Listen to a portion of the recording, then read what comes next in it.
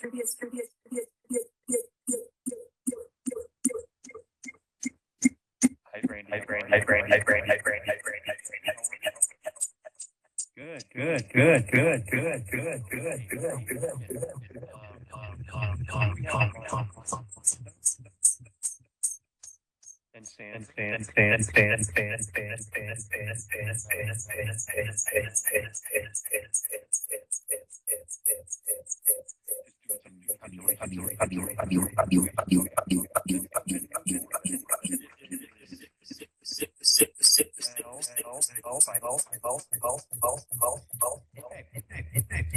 this meeting to order of the Citizen Advisory Committee of Vision Zero. First item on the agenda after call to the order is approval of the minutes from the May 14th, 2025 meeting. Do we have any discussion on the May 14th, 2025 meeting minutes? Hearing none, I will take a motion.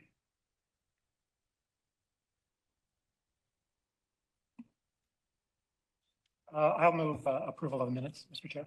Thank you, Randy. Do I have a second on that? I second that. Been seconded by Smitha. Thank you. All in favor say aye. Aye. Aye. And I was remiss in my call to the order. I wanted to first call on Don Byer, who's our attorney here, to give us a little bit of instruction. And then I want to recognize our two new student members. But first, Don, I'll go to you. Thank you, Mr. Chairman, members of the committee, members of the public. Members of the public may speak up for 2 minutes to comment on agenda items to be discussed. Comments must be related to the agenda item and the action being considered by the committee. Committee and staff cannot discuss or comment on matters related to pending investigations, claims, or litigation. Additionally, any members of the public who appears before the committee in their capacity as a lobbyist must, as required by Phoenix City Code, disclose this fact before addressing the committee. General comments that go beyond the scope of the agenda item must be made in the call to the public session at the end of the agenda. The City Code requires speakers to present their comments in a respectful and courteous manner. Profane language, threats, or personal attacks on members of the public, committee members, or staff are not allowed. The person who violates these rules will lose their opportunity to continue to speak. Mr. Chairman, would you like me to read the statement for the public session as well, or wait until? No need right now. We can wait on that. Thank you, Don. Appreciate having you. Moving on to agenda item 3, introduction of new student members. It's very exciting, and it's love that we have student members here. The student members are going to be inheriting these streets and being on the streets a lot longer than a lot of us will be. So it's wonderful to have their insight and input. We really appreciate it. Just wanted to give an opportunity for our student members to introduce themselves. Just tell us where you go to school and maybe why you're passionate about street safety and serving on this committee. We're going to start first with Logan, who's a freshman at ASU. Go ahead, Logan. Hello, my name's Logan. I'm a sophomore at ASU, majoring in civil engineering, and I'm passionate about this subject because it's closely related to what I want to be doing in the future, and I want to ensure that my future projects are aligned with what I believe is good for the public. Wonderful. Welcome aboard. Great to have you. And next we'll go to Jesus Rodriguez, who's at GCU. Go ahead, Jesus. Hi, my name is Jesus. I'm starting my sophomore year at GCU this upcoming semester. I was born and raised Phoenix, Arizona. I've loved the city has been my home for like my whole life. And my senior year of high school, I recently, I took a passion for community involvement because of just like the community that I saw around me, the environment I saw around me. I saw just, I don't know how to describe it, but it was really nice. And I wanted to somehow do my own contribution. So I talked to whoever I could, and I worked my way up, and long story short, I was able to land myself here, and I'm excited to begin. Wonderful. We're excited to have you and have all of your contributions. Next, I don't know if do we have Jalen Jones. Is he here online at all? Okay. Doesn't look like Jalen is here with us, but we appreciate having him on the committee, and we look forward to meeting him at the next meeting. We will also make him introduce himself next meeting. Okay. Next on the item is agenda item 4, which is the election of the Vision Zero Citizen Advisory Committee chairperson. Do I have any nominations? Go ahead, Joe.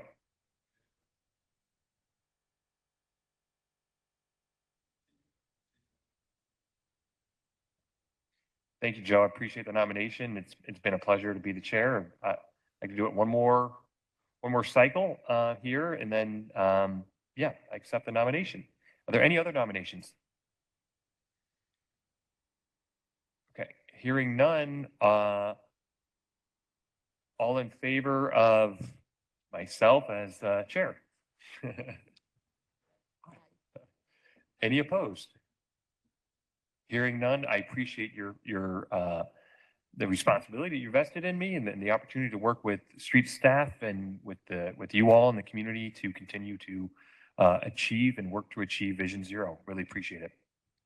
Next is we need to elect a vice chairperson, which is a vacant position right now. Do I have any nominations? I will nominate Smitha, if you'd be so kind to accept the nomination as our vice chair. It's been moved and seconded. Smitha, would you accept the nomination of vice chair? I do. Thank you. Thank you. We appreciate your service. All in favor of Smitha as vice chair of the committee? Aye. Okay, it does pass. Okay, moving on to the next item on the agenda. Yes. I'm going to ask if this is permissible. You know, we're constantly reminded of the short staff we have, both fire and police. I see their report is down the agenda. Would it be permissible to move them up, and would it be advantageous so they can get back to their duties and have their reports, their presentations come before what else is to follow on the agenda? Well, we typically start with our director's update. And so I would probably just say, let's do our director's update as planned. And then if Brandy and Andy are okay with it, we can move the police and fire ahead of the road safety action plan funding. Randy, or Andy and Brandy, are you okay with that? Okay. All right. Not hearing any objections. So let's go ahead and do it that way then, That's fine. Joe, if that's okay. Thank you. Thank you. We'll move on to the director's update, and just so they know they're on deck, we'll move then to the police department update and then fire. So that would be our director's update from Brandy Kelso.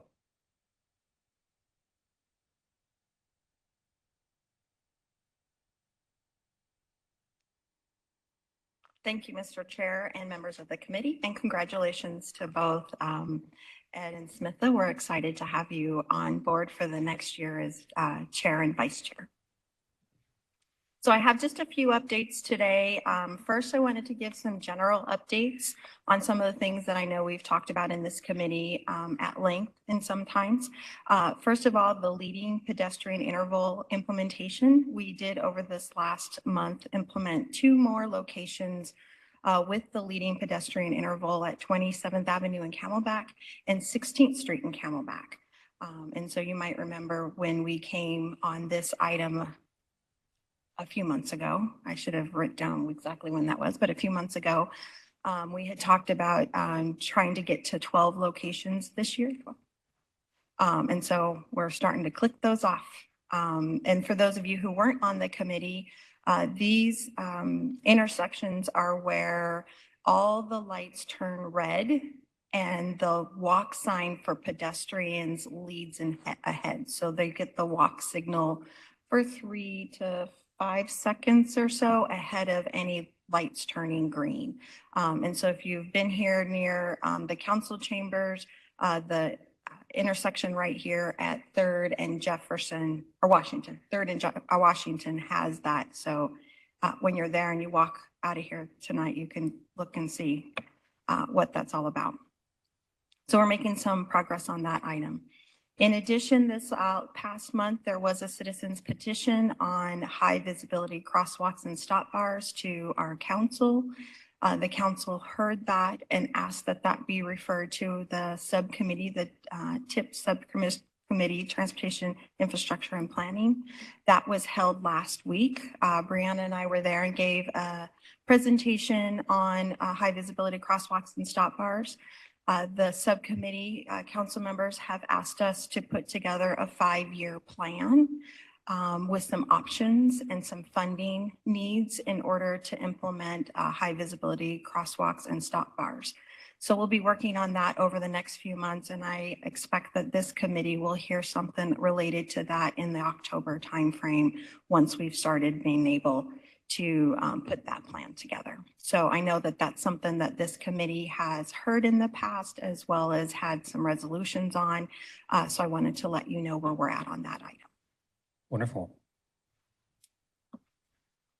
Another great thing, just today, we submitted our next Safe Streets and Roads All for grant, Safe Road Streets and Roads for All grant. We call it the SS4A grant, if you hear us refer to it that way. It is up for $25 million, focused on safety improvements.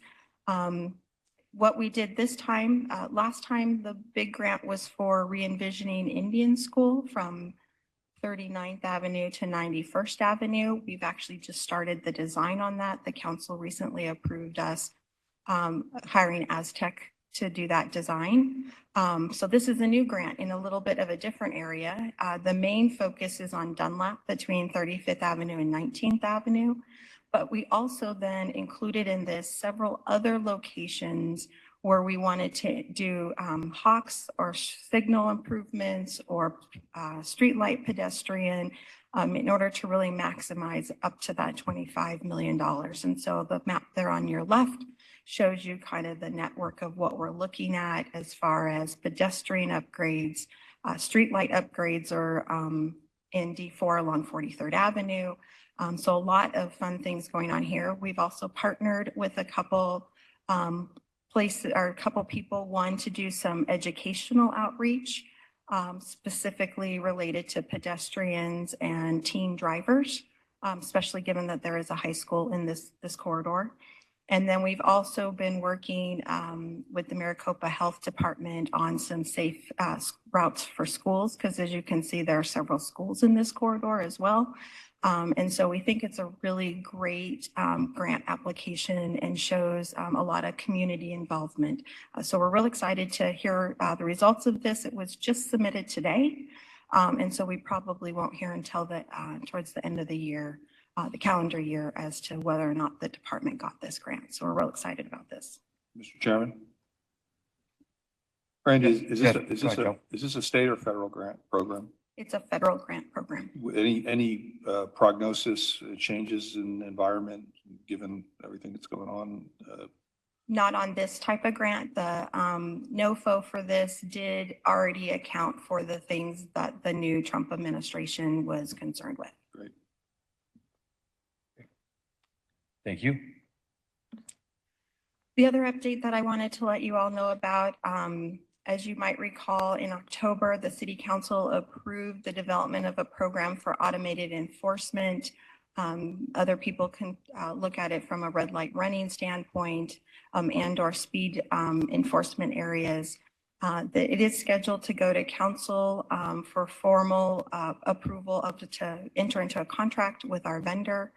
And so just wanted to give you an update on that. If the council approves that, then we don't anticipate the start of the program until early 2026. And with that, I'm happy to take any questions. Any questions? Any questions? I've got just one or two, and thank you so much for the update on the leading pedestrian interval rollout. And the first two you mentioned, there'll be 12 rolled out this calendar year. before the end of 2025. Is that right? Okay. And then is the thought then just continue that into 2026? Is that the current cadence? It would be what, 12 a year?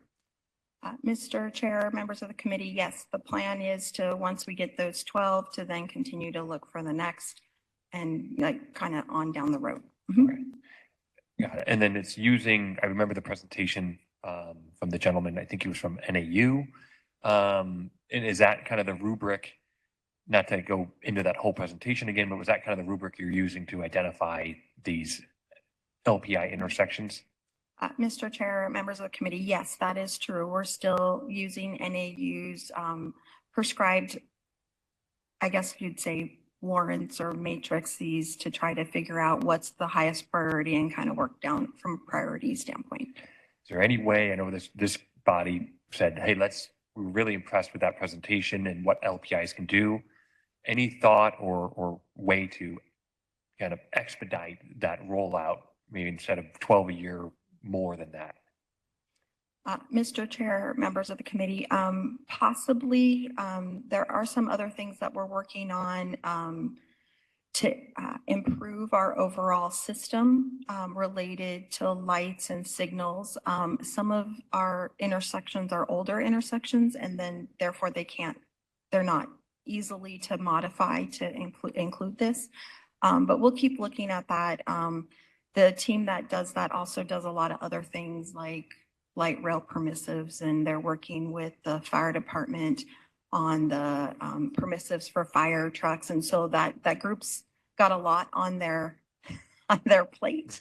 And so we're trying to get in as much as we can as time, people, and money provide. Understood. The last question, and maybe there's more of a comment, but really exciting about the Indian School. We've been hearing a lot about that pretty much from the inception of this committee.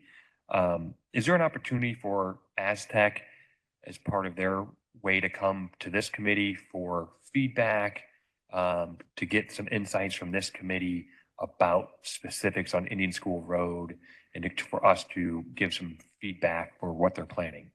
Mr. Chair, members of the committee, I think that's a great question, and we do have that planned. We're still working through their scope of work to give them a notice to proceed, since we got the council approval. Once we have that, then we'll have a better idea of kind of some touch points in which they think that it would be beneficial to come to the committee, and we'll let you know what that schedule looks like. Okay, sounds good. This is a good body to bounce things off of, get ideas, get feedback, especially because the plan's all about safety. Sounds good. Any other questions? Any other questions? Okay, thank you so much for the update. Moving on, next in our agenda is the police department update.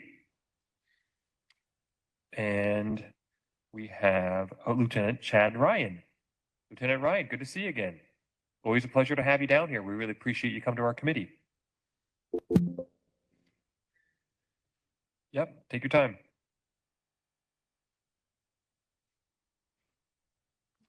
Thank you, Mr. Chair, members of the committee. I'm Lieutenant Ryan with the Phoenix Police Department. Nice to see you all again and welcome the new students on the board. I am extremely excited and proud of the work that our units have been doing and would like to share some of that with you today. Thank you. First of all, as we've heard, we're talking about staffing. We have currently 28 riding motors and 22 vehicular crimes detectives.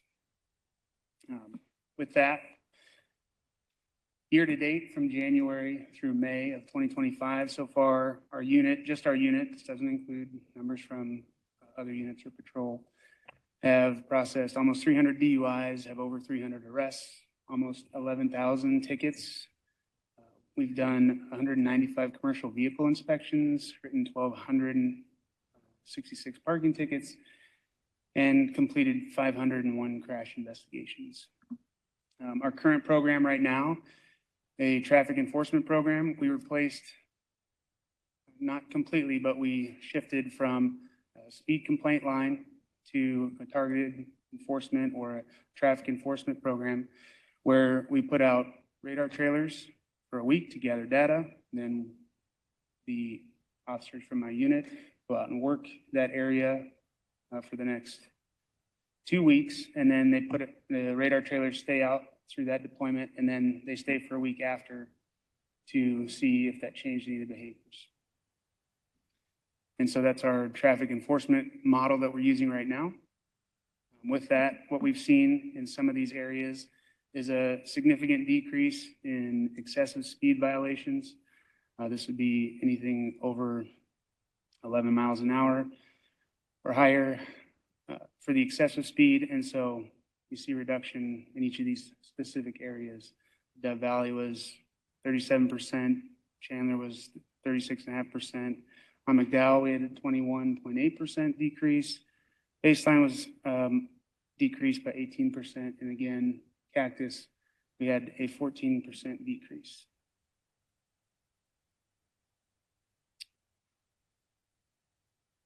I'm not sure. Jamie, it's saying there's a reboot required on the, okay, it's okay. And it gives me an opportunity to check in with our folks who are online. Can you hear us okay? I usually like to check in with our folks online. Yep. Like Sandra or anyone online, can you just give me a holler, let us know how the audio is on your side? Okay, I'm getting a thumbs up. I'm seeing a thumbs up there from, I think, Amanda. All right, getting another thumbs up. Thank you so much. I really appreciate it. And Mr. Chairman, go ahead, Joe. while we're figuring this out, can I ask a Please. couple questions? Okay. Lieutenant, can you tell me, I don't remember the number. Oh, are we back? Okay, I'll pick it up later. I'm good. Okay. Oh, we're not back. We're about to be back.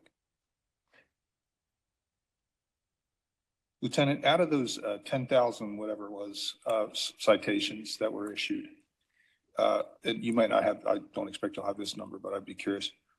What percentage of those were issued as a result of a traffic incident versus, purely a violation where they were pulled over and cited? Do you know what do you understand my question? I think you're saying some kind of accident possibly Yeah, versus yeah, violation. exactly. So Right. the number of accidents that we were a part of were 500. And so there might have been some tickets issued with those 500 accidents. But the 10,000 represents number of speed or other citations that our unit would have issued outside of Unrelated accidents. accidents. Yes, sir. That's encouraging. Okay, great. Thank you. And just because I'm proud of their work, I'd like to say with those 28 motors, we typically hover between 49 and 51% of the traffic citations for the whole city. Got it. Thank you. Brag on them for just a second. Okay. Out of our traffic enforcement program, so this counts for those 2 weeks when we're in those specific areas that we just described. You can see we've written about 5,000 tickets for those programs specifically. Now we're writing tickets obviously in those off weeks in other areas, but those are the directed areas. And you can see the different types of violations. Speed violations, non-moving violations would be maybe registration or some other vehicle equipment issues. You can see all the charges. You can write more than one citation on a ticket. And then parking tickets, you can see we have a large number of those, as well as educational contacts as part of those programs. Not everybody gets a ticket. And then some towed vehicles. This crosses over just a little bit into our vehicular crimes unit area. And when it's listed as 963s, that means fatalities. Right now, we're down 13% as of this year versus last year. And so that's where those numbers are from. And then the number of car pedestrian accidents is down 24%. Lieutenant Ryan, that's 963s. What is that? What is that again? Sorry, so 963? that's a code because it wouldn't necessarily fit in there. We couldn't make it pretty. Was fatality accidents. Fatality. Accidents with fatalities. Yes. That's fatal crashes. Okay. And I'm not sure if the video will play. It will.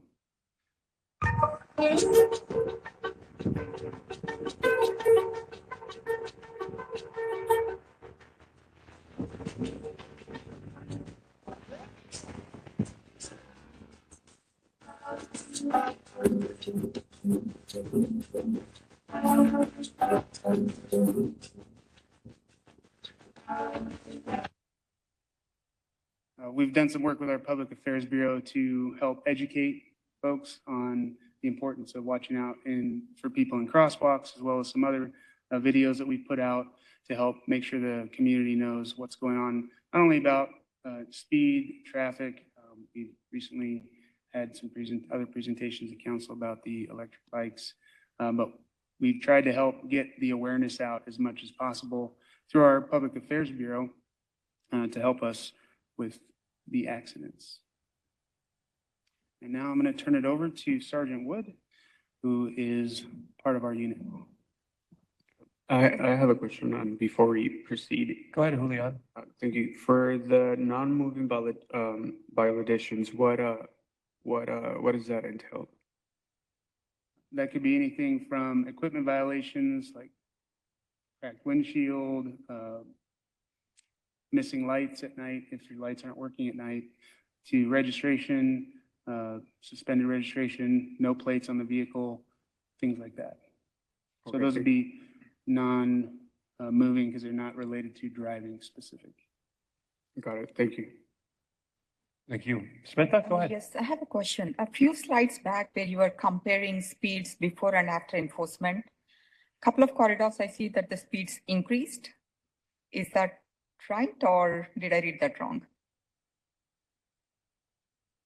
Oh, never mind. The No, negative I'm number sorry, it jumped was off the line. formatting. Yeah, Yeah. I tried to make the picture a little cooler and it messed up my format. I just got Forgive curious me. how the speed increased when there's enforcement. Thank Yeah, you. there were reductions in there. There were some areas, and to speak to the program, there were some areas that after we left, we saw the speeds resume, right? So when we were present in those areas, the speeds went down, obviously, in some significant percentages. But after we leave, speeds also tend to resume in those areas, or they might be down a few percentage points, but without the officers there, people drive fast. Thank you.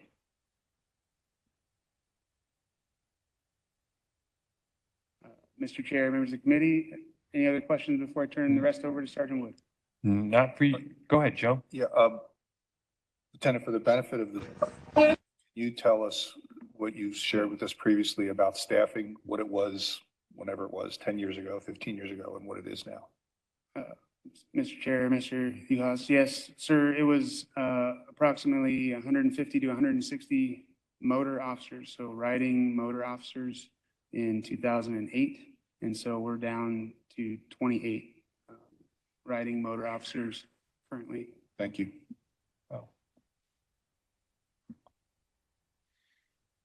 Thank you, Lieutenant Ryan. Appreciate the presentation.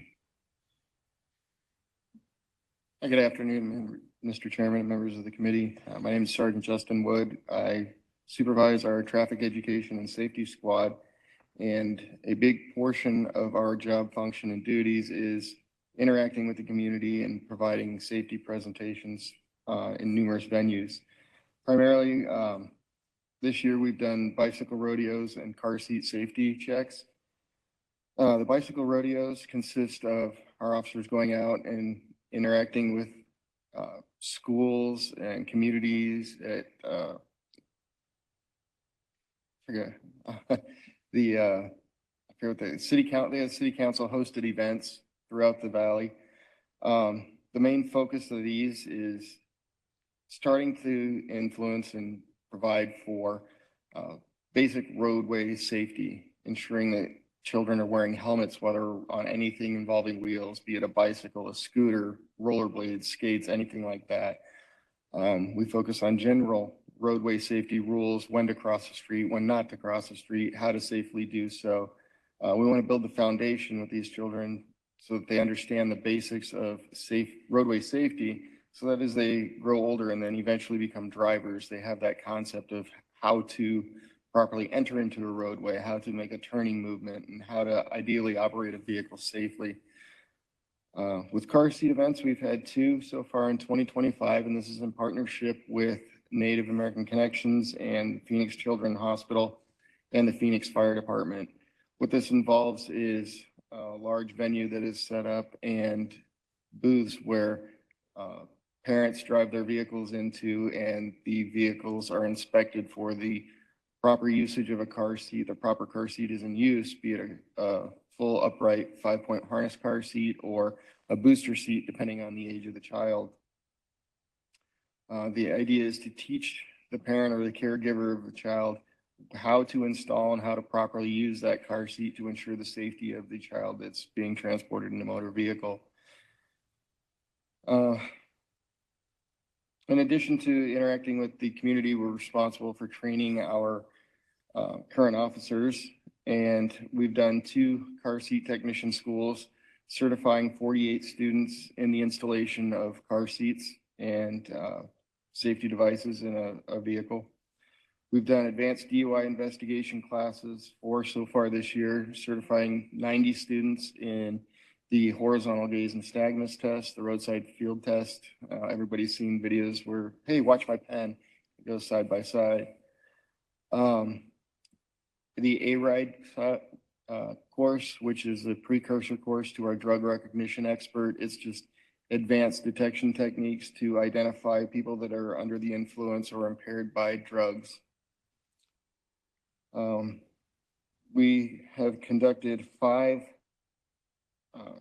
traffic law classes, as well as traffic collision investigation classes for our recruits at the Phoenix Police Academy, teaching them the basics of traffic enforcement and traffic law, as well as the basics of a collision investigation.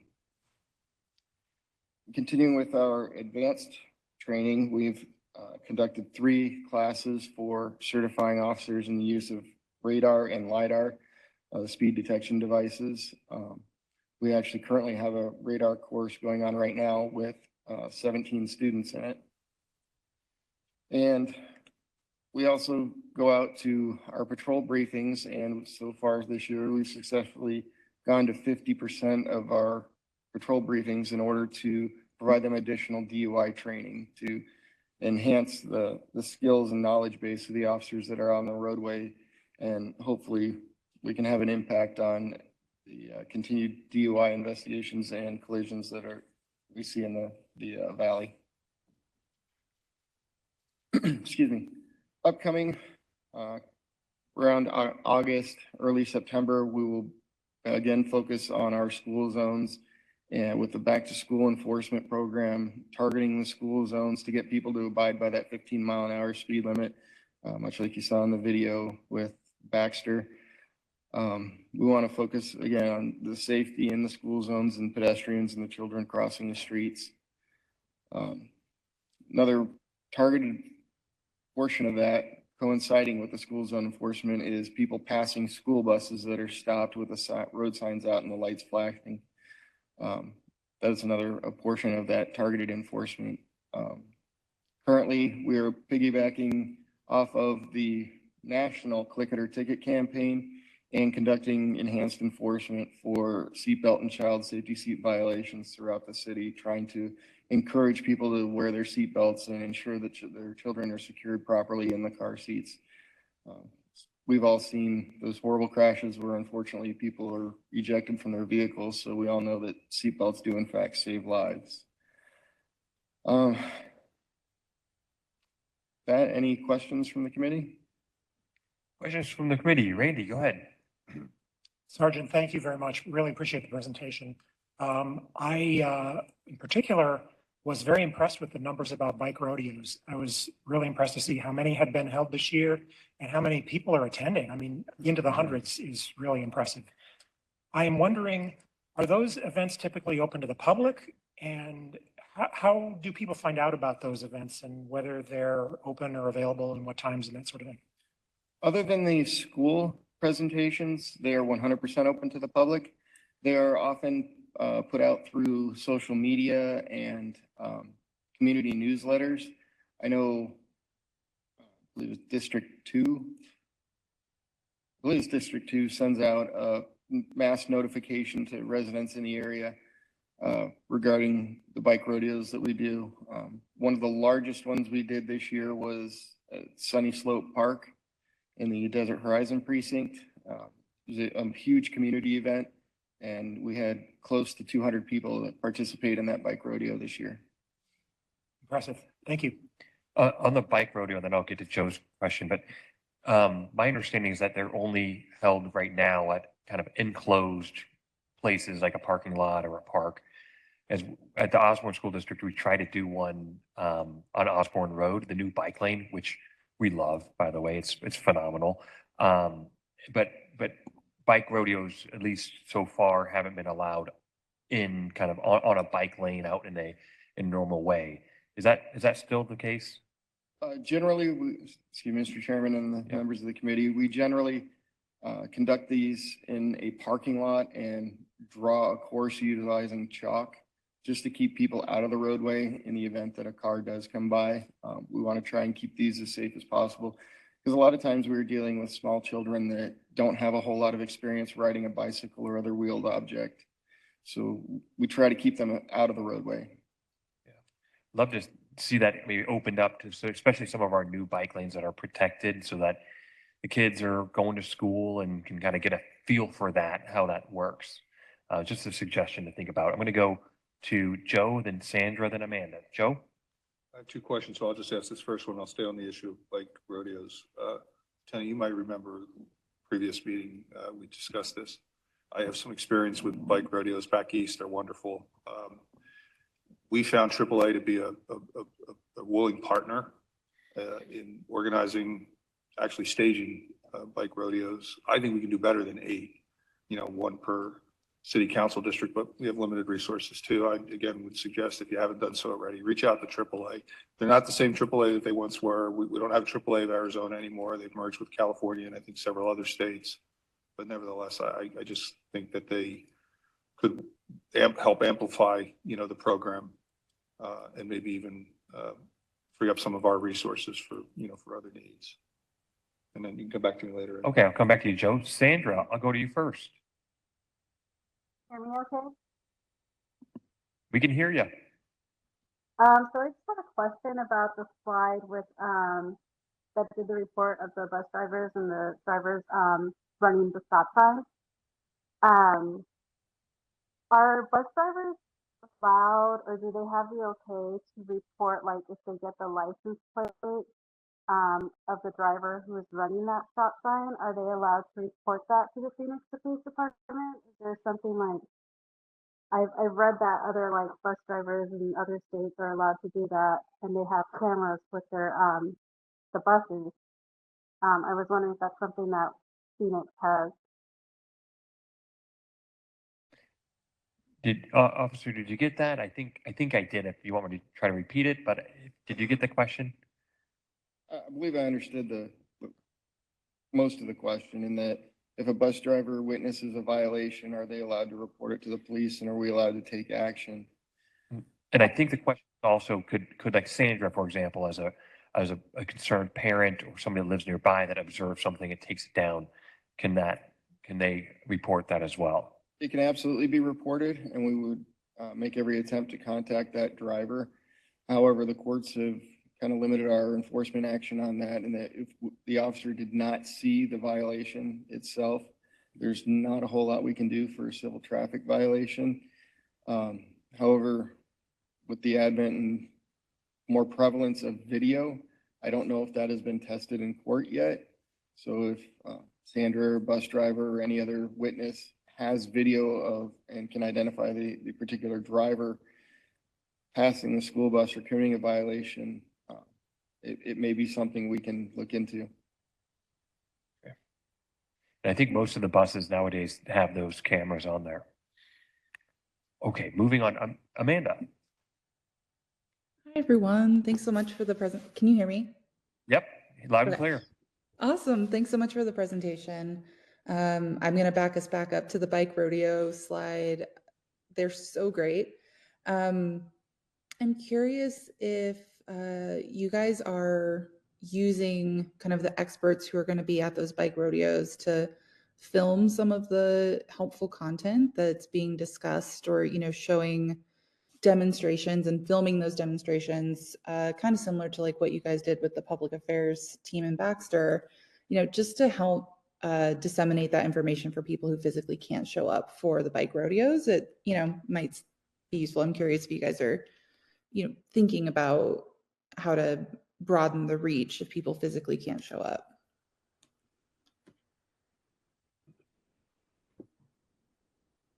I believe my officer that does coordinate that has reached out to the Public Affairs Bureau regarding that, but I don't know if the consensus has been established or whether or not they would be able to help us do that. I believe they would, and I think they're willing to help. It's just timing and getting everybody in the right place at the right time. I totally hear you on that. Well, thanks for considering it. And real quick on Joe's note, AAA's new name for this area is the AAA Mountain West Group. There you go. And yeah, that's Joe's right. It covers a lot. Yeah, it's massive. And I still pay my dues though, damn it. And then real quick on the car seats, I had a question just because it's so important, as you pointed out. Are the teams who are looking at the car seats when people are, or, the people who are bringing their cars in, are they tracking like how many car seats are incorrectly installed? Are they kind of tracking like what the most common things are that they're having to correct? And is that information being put to use in any way to expand on, like, again, how we're disseminating information and helping people understand the most common issues that you guys are seeing? That information is recorded at each event, and other than identifying information, it is shared with Safe Kids USA, and they put it out through however means they use, social media, their internet website, or newsletters. Awesome. Thank you. Go ahead, Amanda. No, I was just going to thank him for responding to my questions. Thank you. I think we have another online as well. Catherine, are you there online? We thought we saw a hand up. Catherine?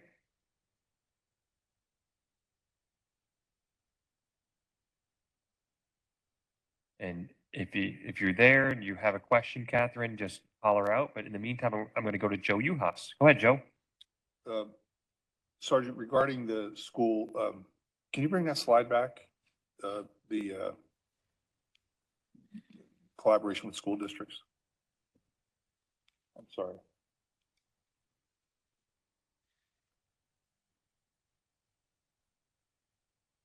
Catherine, what? She messaged the question. Okay, I don't see it, but maybe Jamie can read it after Joe.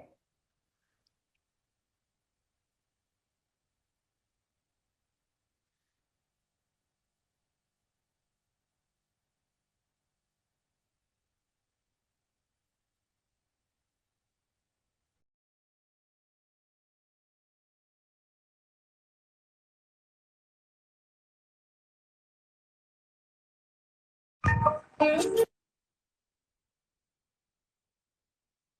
the next one, yeah. I think it's the next slide. Wasn't there a slide where you talked about cooperation with school districts or?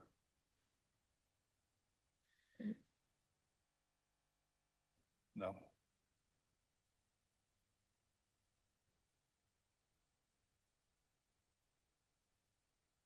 Oh, wait, education.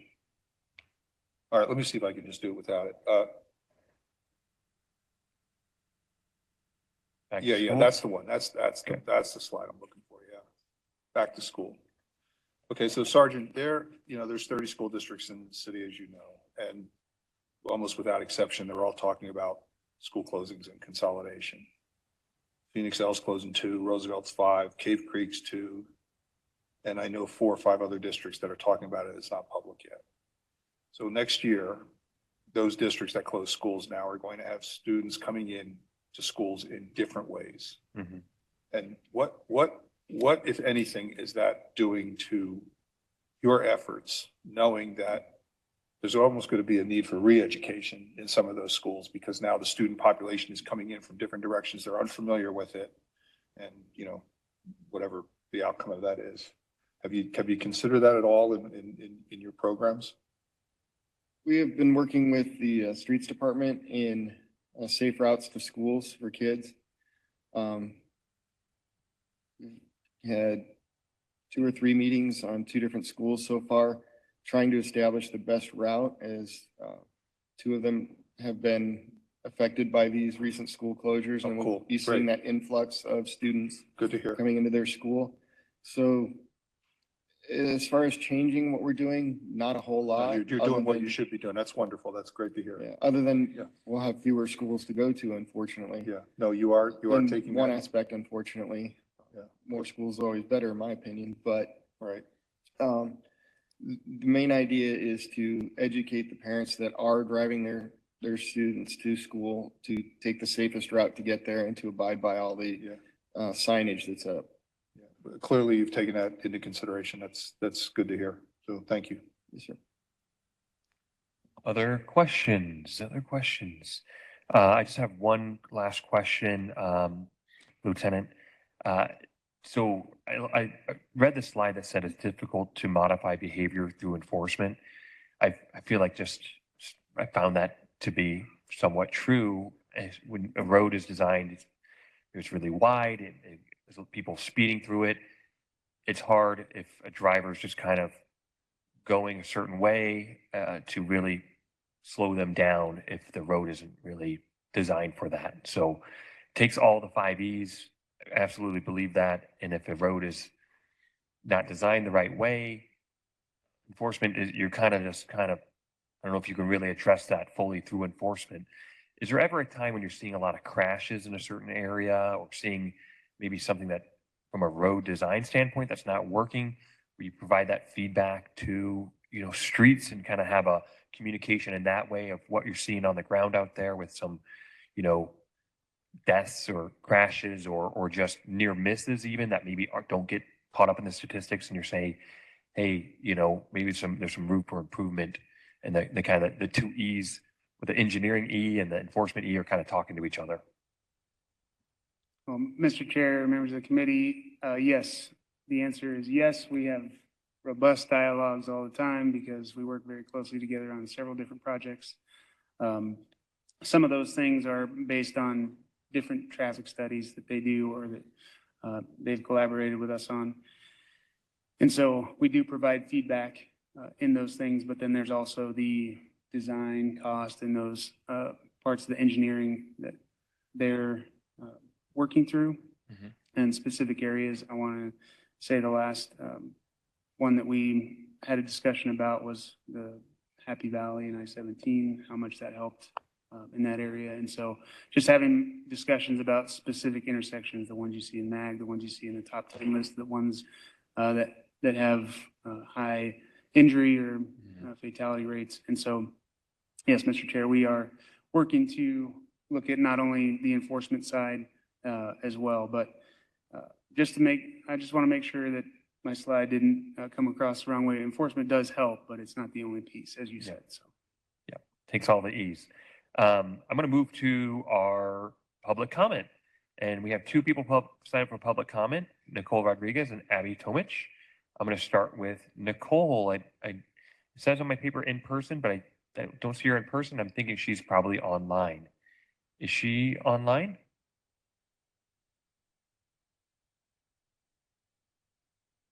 Nicole Rodriguez. Hopefully you could hear me okay. Loud and clear. Go ahead, Nicole. Great, thank you. I just had a couple of questions that hopefully the officers can answer following my public comment, if you would allow that to be entertained, Chair. But, I was just curious for how does Phoenix PD determine the number of motor units that are needed for a population our size? I also heard mention of Phoenix's Safe Routes to School program, but it's my understanding Phoenix currently does not have a Safe Routes to School program. So hopefully there's clarification that Streets Department could share on that. Also, from my understanding, the bike rodeos are funded by the Governor's Office of Highway Safety. So I was just curious, how much money did City of Phoenix receive in 2025 for those bike rodeos and other related costs that comes from the Governor's Office? I did not hear anything about bike lane parking issues, vehicles parking in bike lanes or enforcement of that in this presentation. Community members brought this up at the last meeting that PD was at. we provide videos and photos to Phoenix PD when this occurs, but we have yet to have any follow-up from Phoenix PD over the past, I would say, 3 years on any of those that have been reported. As well as what are the issues? I just really want to know with the e-mobility devices being on sidewalks where there's no safe option, no bike lanes available. City of Phoenix only allows class 2, and we know that even acoustic bikes can go the speed of a class 2 easily. So I'm just curious why an e-mobility device cannot be on the sidewalk when operating safely. Lastly, I just was curious too, Phoenix could answer this. How many e-bikes and e-scooters has Phoenix PD confiscated from kids under the age of 16? And that's it. Thank you. Thank you.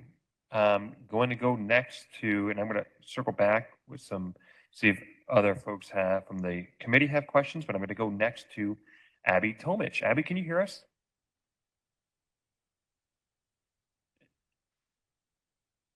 And first, before Abby says anything, before the clock starts, I just wanted to thank Abby for her service on this committee. I don't think I realized that last meeting was her last meeting.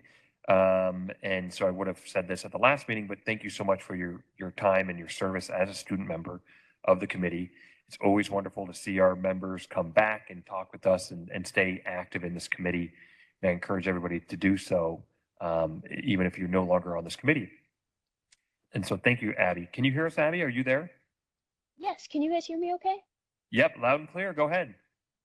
Thank you, Ed. To reiterate what Nicole said before, the e-bikes one was an interesting one to see how many e-bikes were confiscated because of that city council change in age.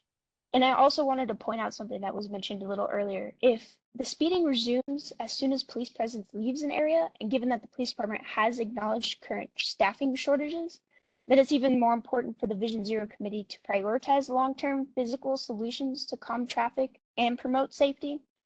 Like we've already missed some key opportunities to make systemic.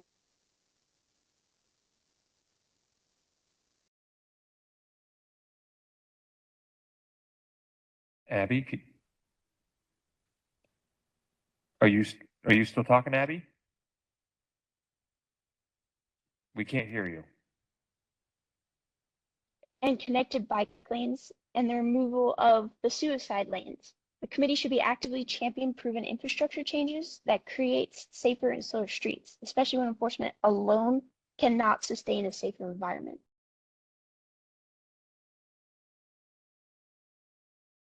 Thank you, Abby. Just want to make sure you didn't cut out and that you're done.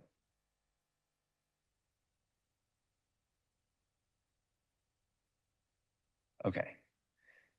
Thank you, Abby. Really appreciate your comments. I'm going to ask a couple of questions, and I know I know that the age now for riding an electric assisted bicycle is 16. And so when there's folks, I and other members of this committee, I think would have liked it to have more parent choice for younger kids to go to middle school and whatnot. But anyways, the current state of the law is you've got to be 16 to ride an e-bike. And could you walk us through what happens if you find a 14, 15-year-old riding an e-bike? My understanding is that the bike gets confiscated. I think that was kind of a question that was asked. Could you walk me through that and some of those? I'm not expecting you to have numbers necessarily on your fingertips, but just kind of walk me through the consequences for those youngsters. Mr. Chair and members of the committee, the current, when we're talking about e-bikes, I just want to make a clarification. Electric bicycles versus motor-driven cycles. Electric bicycles have pedals, right? And there's different classes. Motor-driven cycles would be the ones that don't have pedals. They're basically dirt bikes, but they're electric. And so when we're talking about those things, when we talk about impounding, right? The term was confiscation, but impounding those, we don't impound the electric bicycles or scooters. The motor-driven cycles are by definition considered motorcycles in the state law. And so anyone riding those on the street or even the sidewalk, which is illegal, has to have the driver's license requirements the motorcycle endorsement requirements, necessary equipment, all those things, because it's considered a motorcycle, to include license, registration, insurance on those things. Now, I know that parents don't necessarily view that as such for their children, and so we start with education, specifically with the contacts for bicycles and the motor-driven cycles, which would be that different designation, pedals versus non-pedals, if that makes it easier. Yeah. And we try to contact the parents if possible. There have been some examples on the motor-driven cycles because they are extremely fast, where the younger folks are taking off and fleeing from police when they're trying to contact them, and creating even more unsafe incidents on the roadway, because they'll be on the roadway and they're not abiding by traffic laws. And so sometimes they would be issued citations and or have their motor-driven cycles impounded based on the law. But so I want to draw that line. okay. So if I can just kind of reiterate to make sure I'm understanding, if it's an electric assisted bicycle that has pedals, those are never confiscated? I would say that they're not typically confiscated. There might be an outlying reason, and so if I say never, you'll prove me wrong. So more often than not, an example would be if you contact maybe a juvenile who doesn't want to tell you where his parents are, doesn't want to tell you, where to put those things. And if we have to arrest him, we might have to impound it because we don't have no way of contacting anybody to come get it for him. So that would be an example. It's separate than what we're talking about, but that'd be an outlying example that I don't want you to misunderstand. But specifically, no, we don't target electric bicycles or scooters for those because they're not subject to the 30-day or 20-day impound laws. And Lieutenant, sorry. And is there a, I don't know, a national standard related to, there's a question about number of motor units per population. Is there any sort of, standards or something that cities look at to, whether it's vehicle miles driven or road miles or population, to as kind of a guideline for the number of motor units? Mr. Chair, members of the committee, when I first got to the unit, I tried to find some studies like that. There aren't specific standards that I've found personally. Most of it's related to staffing and population. Those are the two things that drive it. Obviously, our wonderful city is very spread out compared to some other cities. And so that would make a difference in terms of how many traffic units that they would want to have. But there's not a specific standard that I can point to, but I will continue to look for that so I can have a better answer for you when that comes up next time. Thank you so much. I appreciate that. And a couple of maybe related questions, and this might be more of Brandy's territory here, but Safe Routes to School, I saw the posting for that. There's a question of kind of what the state of that program is in the streets department right now, or in the city generally. Has that position been filled, or where are we with the Safe Routes to School program? Mr. Chair, members of the committee, so our school safety position was posted. We are in the process of filling it. So hopefully next time we'll be able to introduce that person. And so that position's been vacant, but that doesn't mean that we haven't still been working with the police department internally for safe routes to school. So there's kind of a distinction there. We have a dedicated safety person for schools, but we're still constantly working on the safe routes to school program. Hope that clarifies. I think so. And not to scare that new person off, but tell them they're a lot of people are very excited for them to get started with us. Bike rodeo, is that something that's funded from the governor's office of highway safety? Do we know that? Mr. Chair and members of the committee, we are provided funds. This year we received $40,000 from the governor's office of highway safety to fund the bicycle rodeos, as well as conduct the enhanced enforcement for occupant safety. Thank you so much.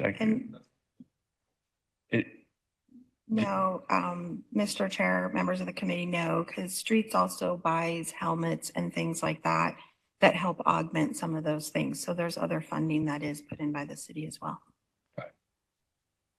Thank you. Other questions from the committee? We really appreciate you being here. We appreciate your participation. You're always more than welcome.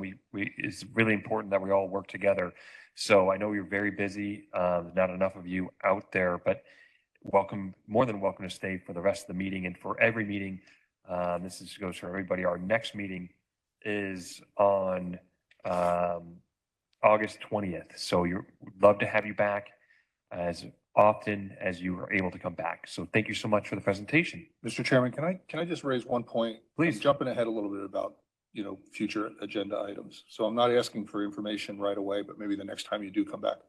I'd like to have a conversation about the multi-use paths along the canals. What are we finding there? Who's responsible for enforcement? How does collaboration take place between Phoenix officials and SRP? What responsibilities SRP's security force has? It's a myriad of issues related to what I see, frankly, is an uptick in the misuse of the paths by things that we're trying to address. So again, don't go out of your way, don't need it right away, but next time you're here, I'd like it to be included in the conversation. Thanks, Joe. Yeah. Appreciate it. Thank you so much for your time. We really appreciate it, officers. Okay, moving on to our next agenda item is a fire department update. And then after that, we're going to circle back to road safety action project funding. But next up is our fire department update.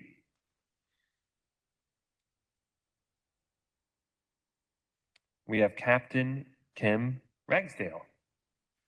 Hi, Captain Ragsdale. Hi, good afternoon, Chairman, members of the committee. Thank Good you for having afternoon. us here Thanks today. for coming. I am Captain Kimberly Ragsdale with Phoenix Fire. I currently work in our public information section and also the community risk education section of our department. And I'm going to share with you today some measures that Phoenix Fire is implementing to keep our pedestrians, bicyclists, and motorists safe on our roadways.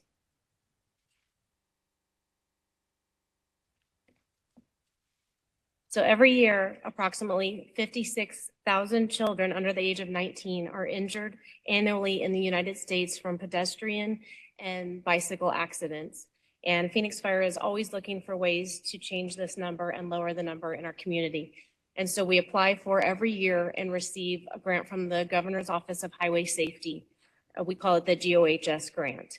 With this grant, we are able to purchase bicycle helmets, bicycles, car seats, and fund our educational staff members. Our staff members hold bicycle clinics, or as PD mentioned, bike rodeos. We often partner with Phoenix PD, Streets, Phoenix Children's Hospital, and Valleywise Hospital. So I don't want to overlap too much on what PD said, but I will share what we do as well as the fire department. So we hold our clinics and bike rodeos at schools, also in parks, libraries, community events, and neighborhood events. So we're able to have a broad outreach. We also teach safe walking practices for children so that they are able to be safe pedestrians as well as safe bike riders.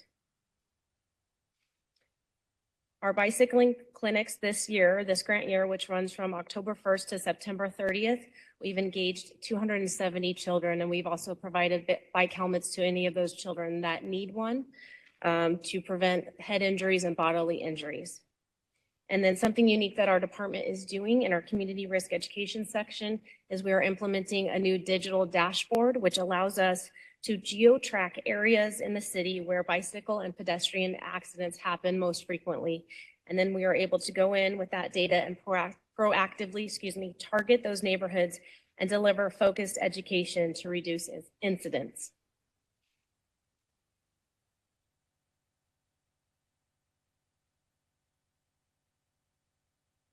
Additionally, with the Arizona Governor's Office of Highway Safety grant, we are able to offer occupant protection awareness and education, which is our car seat program. Using car seats reduces the chance of infant and toddler fatalities by 71% in infants and 54% in toddlers. Through this grant, we are able to have 4 stations that successfully fit car seats for children and educate parents of the need for car seats and also how to operate them themselves. So we've strategically determined locations throughout the valley and with our fire stations where we can reach all demographics. So if you live in North Phoenix, there's a North Phoenix station near you that you can go and get your car seat inspected or installed properly. And we also provide educational material at those locations. Through the grant, we have scheduled and maintained 532 appointments at these 4 fire stations, and that has resulted in 346 inspections and installs. And why there's a discrepancy in the numbers is because some people may make an appointment and then they may not attend for whatever reason. So, but we have staff on site and we are always maintaining those appointments. We've attended 11 community events this grant year, which has resulted in 233 inspections and installations of car seats. We also, as PD mentioned, we do host our tech courses, so our car seat tech courses, and this allows us to have a broader outreach because we invite civilians as well as fire department members from other cities to come down, obtain their car seat tech certification, and then they are able to go to their communities and teach or encourage car seat safety. So we have a really broad reach throughout the valley. Additionally, this year we just hosted a hot car media event. At this event, we showcased the dangers of having children locked in hot cars, also pets locked in hot cars, and the dangers of elderly individuals. So what we always encourage people to do is look before you leave the car and look in the back seat before you lock the car. So with this demonstration, our firefighters were able to show to the media that temperatures within a vehicle can increase drastically within seconds. Outside ambient temperature can be in the 90s and you can have a hot vehicle above 140. So we've highlighted the importance of checking your vehicle before you leave.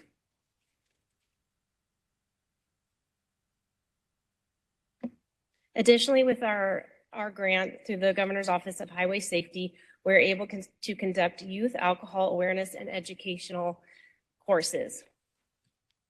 We have partnered with the Injury Prevention Alliance of Phoenix. So this alliance is every level 1 trauma center in the Valley, which includes Valleywise Hospital, Banner Health, Dignity Health, Phoenix Children's Hospital, and Honor Health. In collaboration with Phoenix Fire, we have implemented Survive the Drive courses. These classes are taught by first responders to teens. And what this does is we teach teens the importance of not being distracted while driving, not being impaired or intoxicated while driving. These classes have filled up very quickly. They've been very well received by the public. The parents, we have gotten great feedback on them, and we have engaged 400 students in 8 classes so far this grant year. And we are working with our MVD and PD partners on a greater outreach because we've noticed that teen drivers tend to have more accidents on the freeway. So we want to try to mitigate that. And we are also able to geo-track where teen drivers are injured using our dashboard.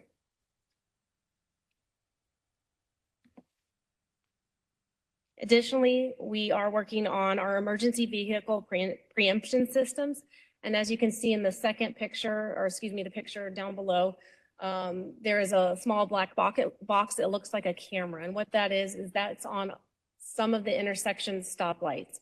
And you'll see that there's a small light bulb. And what that is, we call it Opticom. And what that is, it's triggered a quarter mile out by infrared and strobe lights. So our emergency vehicle lights trigger this Opticom device to go off. And what it does is it alerts the stoplight to stop traffic in all directions except for the direction of travel the fire truck is going. So the fire truck will get a green light and all other vehicles will be forced to stop safely. So if you have a flashing white light, that means that an emergency vehicle is coming towards you or behind you in the same direction of travel. If you have a steady white light, that means that a fire truck or emergency apparatus is coming across your lane of travel. Newer vehicles have implemented what we call emergency vehicle alerting system. And what this does, it alerts drivers inside the vehicle that a apparatus is responding near you. And 1.8 million vehicles currently have this technology. And we are looking at exploring and implementing new technology for responder to responder alerting systems, which would allow emergency vehicles to know when another emergency vehicle is approaching the intersection. And this is important because we often respond multiple apparatus to a single call, and we're coming from different areas of the city. The Opticom that I mentioned, we have them at just over 400 lights in the valley, and we've identified these high traffic areas or areas of congestion, and we've worked with our fire captains in their first view with their battalion chief to identify these areas of that are at risk, and that's where we focus on putting an Opticom device. Our fleet department is working with the county and Grant to implement these Opticoms in our apparatus, or excuse me, the emergency vehicle operation systems in our apparatus. So we're hoping to get them throughout our entire fleet.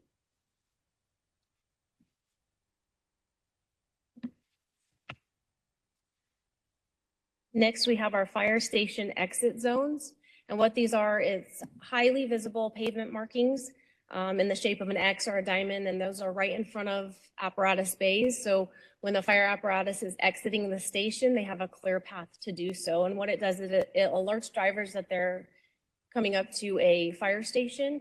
There's also signs that ask drivers not to park right in front of where the X's are. And this allows us to respond to calls more safely and effectively, because we want to be sure that we're taking proactive measures and ensuring our apparatus have room to operate safely on the roadways, and we're obeying all fire codes and Code 3 driving rules. An example of this is at 15th Street in Missouri at Station 17. This fire station is in close proximity to a stoplight, and just by nature of the stoplight, vehicles have backed up all the way to the fire station, blocking our means of egress. And so this prevents these markings or hash marks on the pavement prevent this from happening and allows first responders to arrive more quickly.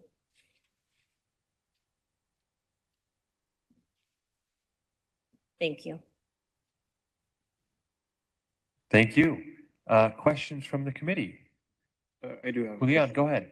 Thank you for that presentation. For the Opticom, have you had any incidents recorded? And then, besides that, is there any data collected that supports the use of the device? Absolutely. Through our community risk education section and community risk reduction section, we are collecting data on where accidents are most likely to occur through a high traffic area or high congestion area in the valley, and we identify those high risk intersections. We use heat mapping and traffic accidents to identify this information, and we try to implement an Opticom at those intersection locations. Thank you, Leon. Other questions? Smitha, go ahead. Yes, among all of these awareness programs, is there anything about not leaving your children in the hot car? Yes, thank you, Chairman, members of the committee. As I mentioned before, we had just held our hot car media event, and this focused specifically on not leaving children, pets, or elderly in the hot vehicle because temperatures in the valley are so severe it can cause fatalities. Thank you. Other questions from the committee? I'm going to move on to the public comments. First, we have two public comments. First, Nicole Rodriguez. Nicole. You want to say something? Go ahead. Don, Yeah, you want to say something? I'm sorry. It's I all right. thought it was. No. Go ahead, Nicole. Mr. Chairman. I'm okay. You're good, Nicole. I'm okay to proceed. Okay. Yes, please do. Thank you. Yeah, it looked like the clock was already going. So thank you, Chair. And you know, I wanted to keep it simple for this. And thanks, Fire Department, for coming to present today. I hope you all could attend in the future to all these meetings since they're so infrequent. You probably heard me at City Council meeting bring this up. I'm the same person. I just had one question. I am very curious to know what are the top 3 emergency response call types that the fire department receives? And that is it from me. Thank you. Thank you. We'll go to Abby Tomish next. Abby? Can you guys hear me okay? Yes, perfectly. Okay. I just had a quick comment and question. There was a concern raised by the executive task force that implementing specifically the leading pedestrian intervals, that it could potentially impact emergency vehicle response times. I know we asked about this in our last meeting, so I wanted to just get clarity on that part, or interfere with the life safety operations involving fire and police vehicles navigating intersections. However, no studies have been found to support this concern. I was curious if the fire department measures how certain street infrastructure and technology impacts emergency response time, and how are those individual methods measured to be able to give any data to support that claim. That was just my kind of extended over our last couple of Vision Zero meetings. Thank you. Thank you, Abby. And I'm very interested to know as well. Captain Ragsdale, what are the top 3 response calls that you guys respond to? I would have to say that first EMS calls are one of our top call volume producers, as well as fire and fire incidents.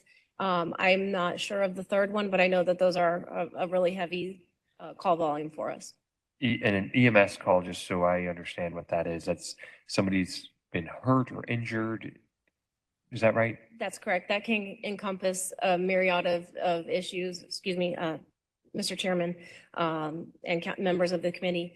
That can encompass, a man down, a fall injury, someone injured, things like that. Yeah, understood. And then next one, and maybe this dovetails with what you're talking about with emergency vehicle preemption system. You probably heard Director Kelso explain what LPIs are, leading pedestrian intervals, how they give the pedestrian a kind of a head start to get out there, establish themselves, and really effective way, safe way for pedestrians to get around.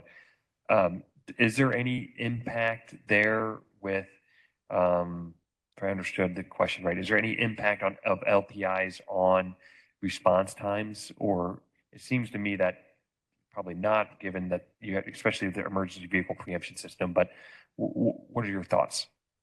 Thank you, Chairman, members of the committee. So my thoughts on that is that any driver, operator, or engineer with Phoenix Fire is always going to act with due regard for driving and make sure that they are driving appropriately and respectfully of any pedestrians or motorists on the roadway. Director Kelso, go ahead. Yes, Mr. Chair, members of the committee. When our executive team met, unfortunately, our 2 fire representatives here today were not part of that call. One of the higher level assistant chiefs was there who brought up that concern. And it is one of the things that we committed with the fire department as we're implementing these LPIs to start gathering some of that data to see if there is any concerns in the operation of the fire vehicles relative to them. Is that some data as we're rolling this out, and hopefully, I would love to see picking up steam here. Is that some data that you could gather and then give that back to the committee? Mr. Chair, members of the committee, yes, that is our hope and plan once we kind of figure out how we're collecting all these different types of data. But yes, that is our plan. Thank you so much. Other questions? Other questions? Thank you so much, Captain Ragsdale. Really Mr. Chair, sorry, I think Catherine may have said she had a question on this one. Catherine, can you hear us? Can somebody check with her? And if anyone's out there online and I don't see you, please, and you're on the committee or you signed up to speak, please holler at me. Hi, can you guys hear me? Yes, loud and clear. Thanks, Catherine. Okay, perfect. Hi. Regarding the fire units, the detection, does that tie into the V2X stuff that the City of Phoenix and Streets Department are implementing as well? Mr. Chair, members of the committee, yes, it does. The county grant that the fire department mentioned is the same. So yes. Okay. And I also Leon, had go ahead. I just thought about this question. It wasn't in the presentation, but during the summer, since there's like a lot of streaming heat here in Phoenix, do you have data of how many people called regarding this issue for help? Mr. Chairman, members of the committee, I do not have data with me at this time, but I can prepare that for next time. I appreciate it. Thank you. Thank you. Any other questions? Thank you so much. We really appreciate the presentation, appreciate your time. Thank you for being here, and you're always welcome to come back, and we really appreciate the close involvement. Moving on to our next agenda item is the RSAP funding, and we have here Director Kelso and Andy Granger.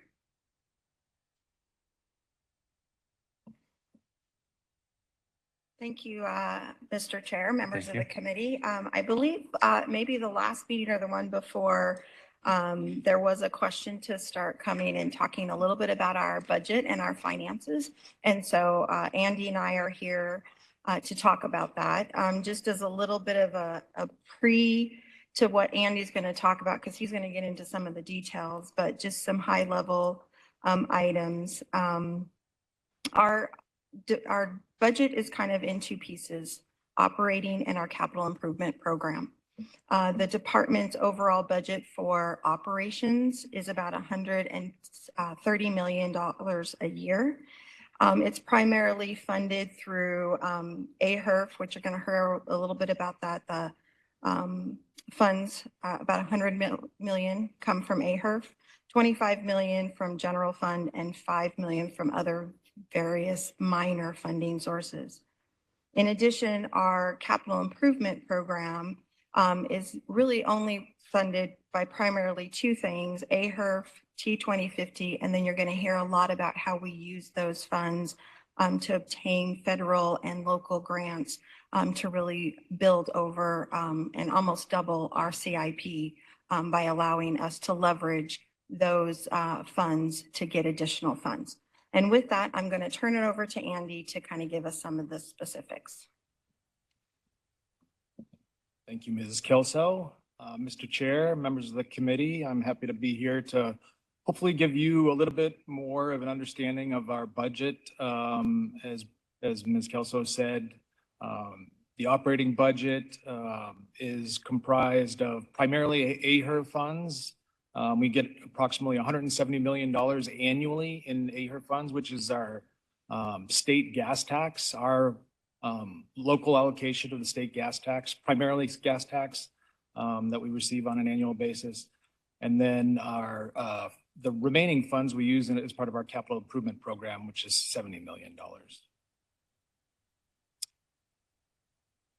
To break out how we allocate those funds from our AHRF funds, as I said, it's $70 million. 61% of that goes towards maintenance. So that's pavement rehabilitation for the most part.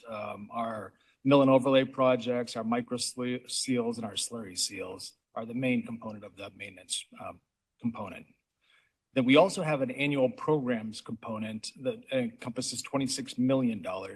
And we listed next on this slide, next to the pie chart, all of those annual programs that add up to that $26 million. So every year these repeat, and we implement these programs on an annual basis. As you can see, the Roadway Safety Action Program is part of the annual programs, and every year the AHRF component of the Roadway Safety Action Program is $5 million. And that's because I was told it's 10 million total. So the AHRF's 5. You probably tell me where the other 5 comes from. And I will show the breakdown of that on a future slide. Okay, thank you. And so that leaves, when you add those two up, that's approximately 98% of all of our annual local AHRF funds. So the remaining funds that we have after you fund our maintenance program and our annual program is approximately $1.5 million over the next 5 years. All of that funding has already been allocated to one-time projects. One-time projects would be a one-time street improvement project. For instance, Indian School Road, is a one-time project. We're going to fund that, but it's not an annual project that every year you get annual funding for. It's like our maintenance program. So those major projects have limited funding from the AHR program. And specifically in this next 5 years, like I said, we've already allocated that funding.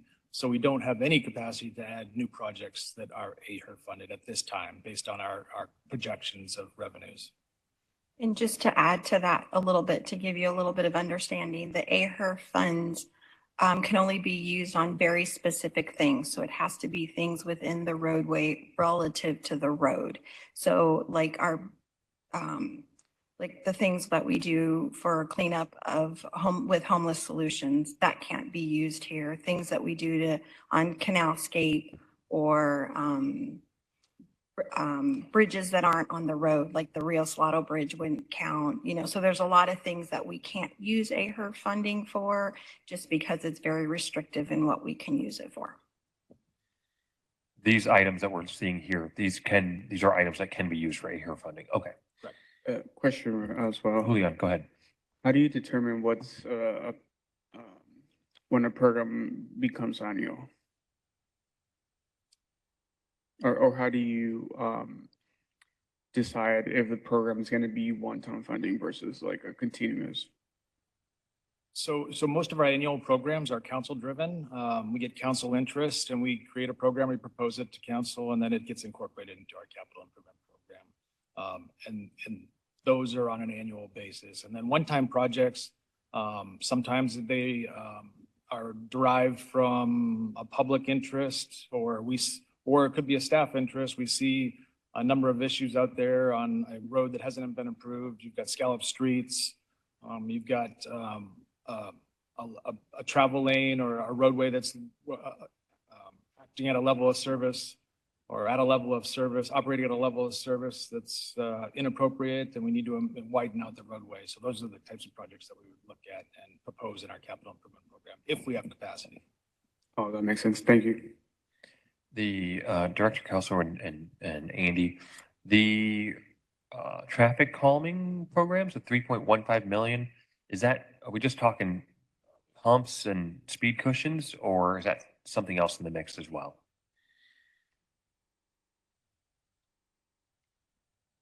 Yeah, it's primarily things related to that, and that usually we spend it all in the year, including getting additional funds from residents and things like that. Yeah. So yeah, the $500 or the $1,000 a residence, that doesn't that costs just a tiny fraction of it, right? Correct. Yeah. Mr. Chairman. Go ahead, Joe. Can you go back to the explanation that was given about bridges, what we're not allowed to do on bridges?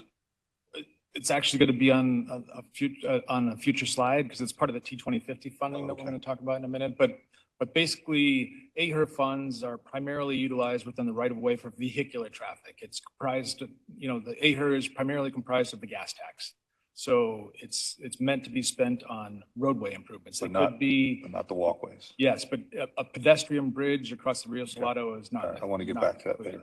That was our point on that. Can you give an example of how the 400,000 for the Economic Development Infrastructure Program is spent? Like, what would be an example of how that is? Sure. For example, we might have an economic development project coming in which we need to upgrade a signal, or we need to make a modification. And so we work with the Economic Development Department, and it might be something that particular new zoning or new use in an existing building might trigger something that we need to upgrade, but it's not to the level that it would be their responsibility. Oh, okay. I was wondering why wouldn't that help? Yeah. Oh, I get it. So yeah, if it's a brand new development, then it's usually their responsibility all to right. help That with makes those sense. things. But these are more kind of in the infill, where it might be a change of use of an Got existing it. That makes- facility, and so it's a little bit different. That makes a lot more sense. I was wondering, why would that be a responsibility of, yeah, got it. Thank you. Thank you. Go ahead. So next, we're going to move on to our Transportation 2050 funding. As you know, this funding was put in place in 2016 by a voters initiative for a sales tax increase of 0.7% increase in the sales tax rate. And the funding goes to 3 different components based on the initiative. Bus operations is 51% of the funding, or gets allocated 51% of the funding.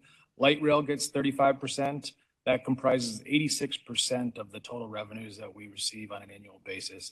And then street transportation gets approximately 14%. It's slightly less than 14%, but for this purpose, we put the 14% up there. That's estimated to be approximately $60 million for fiscal year 25-26, the streets transportation component. However, we also have an annual debt service that's approximately $26.5 million annually that we have to pay for pavement maintenance that the council gave direction to expedite starting in 2018 through 2023 at the total cost of $200 million. So now we're funding that $200 million with debt, which is the $26.5 million annually. That takes somewhat of a big bite out of our $60 million. After that after that $26.5 million is taken out, which funds the debt as well as a minimum fund balance that we have to have in that account, there's approximately $33.5 million annually left for T2050. When will that debt be paid off? It's going to be 15 to 20 years before that's paid off. 15 to 20 years more. Yes.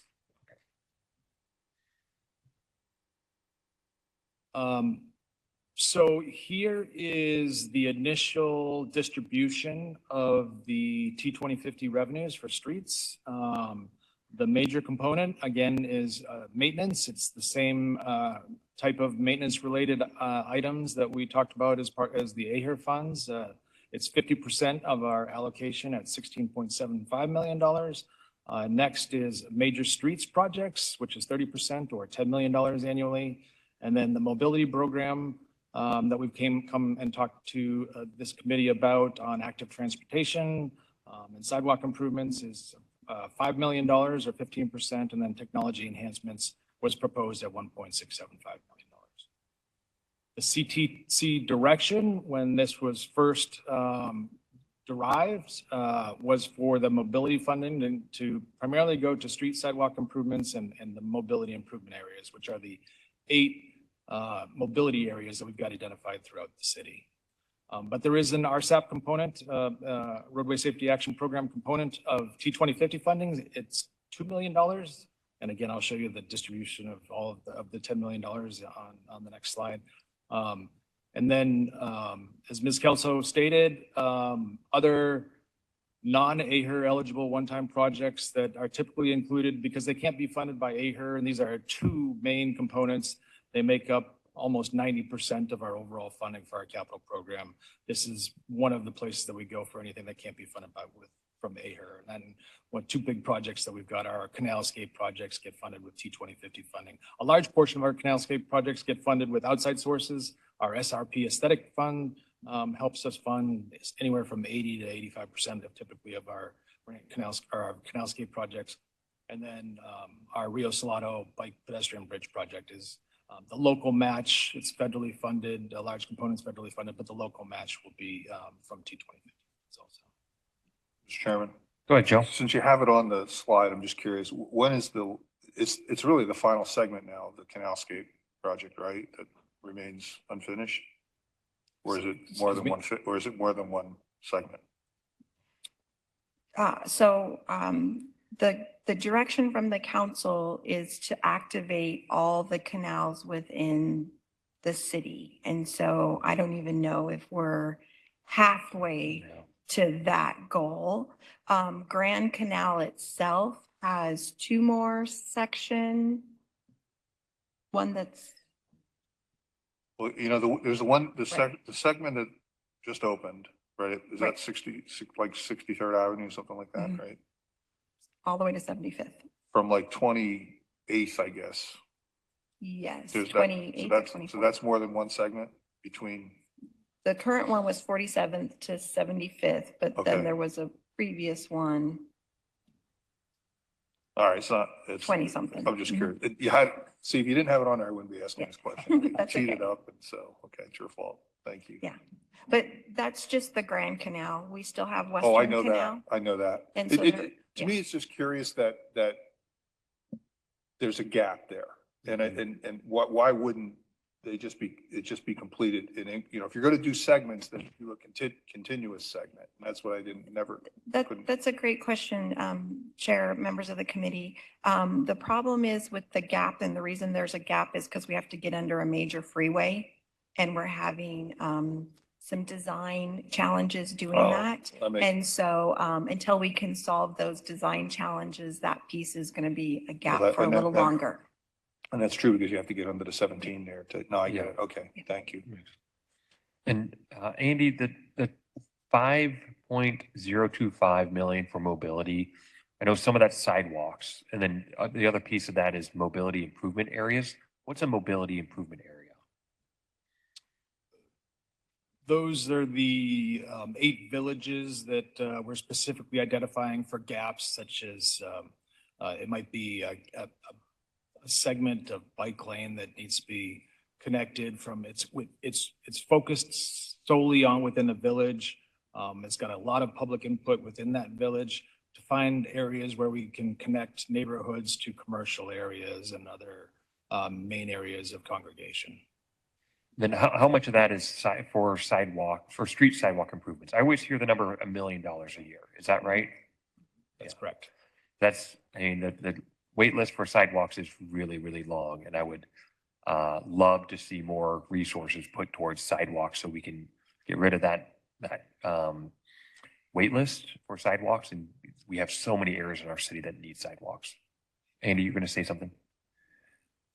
Yeah, I was going to say, Mr. Chair, members of the committee, that we have annual funding, and then we look for that. This is one way that we look and we leverage our local funding because it's limited, and you can see it right here. And you saw it with our AHR pie chart also. We look for outside funding sources to help enhance that funding. And one area that we've got that we've capitalized on that on a sidewalk project is 7th Ave from Southern to Broadway.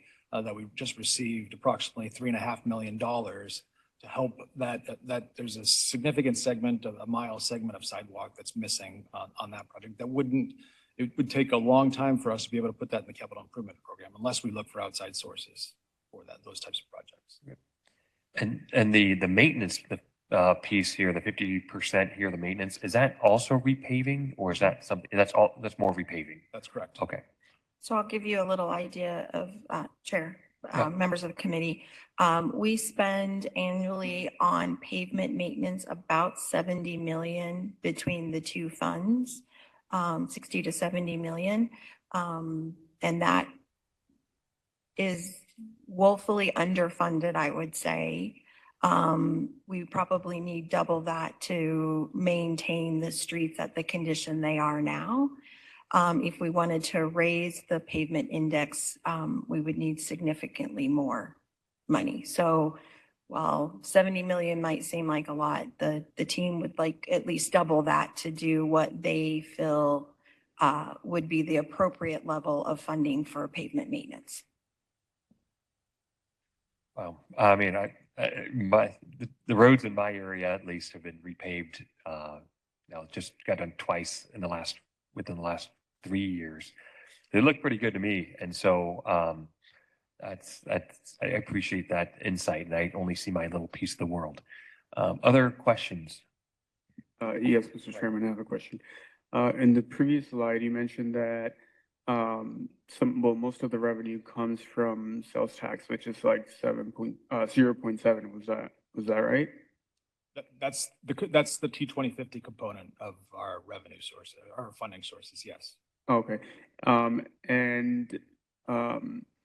curious for the bus and light rail fares that gets charged. Does any of that income revenue go to the department, or how does that get used? Chair, members of the committee, I'm not a transit expert, and so I'm not sure I can answer that, but that's all through Valley Metro. And so I actually don't know what portion of Valley Metro goes back to the transit department itself. So that I don't have any idea about. Okay, thank you. Andy, before, I don't know if there's more slides on T2050 or if this is the last one, but I have one more question about T2050. The T2050, the promise is 135 miles of new sidewalks and 1,080 miles of new bike lanes. Is the green little portion here, the mobility portion, is that where that funding from T2050 comes from? Or to fund those items? Mr. Chair, members of the committee, the bike lanes are not included in that. The bike lanes are really tied to the pavement maintenance. And when we decided how many bike lanes we could do, it was really tied to restriping them as part of the maintenance piece of that, as opposed to the mobility. The mobility is really focusing in those mobility areas and the sidewalks. Okay.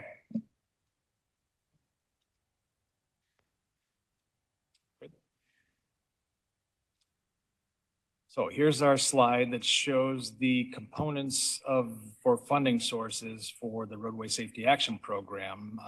As you know, it's a $10 million annual program. AHR funds are the primary funding source at $5 billion. Our general fund funds $3 million, and then the T2050 funds $2 million out of that $10 million of the overall program. This shows the current year, which is FY 24-25, and the next 5-year CIP funding for specific roadway safety action program projects.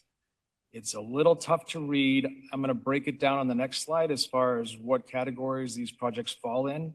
But you'll see the grand total is approximately $108 million over the 6 years of the program. That's a lot more than the $60 million that I told you is $10 million per year. And that goes back to us capitalizing primarily on federal funds and going out for grant opportunities, leveraging our local resources, our local funding sources, which is the T2050, the AHR, the general fund, to obtain federal funding primarily for this program, as we have in our overall program also of trying to go after federal programming. But specifically to the Roadway Safety Action Program, we've obtained $38 million over this 6-year duration in federal funding.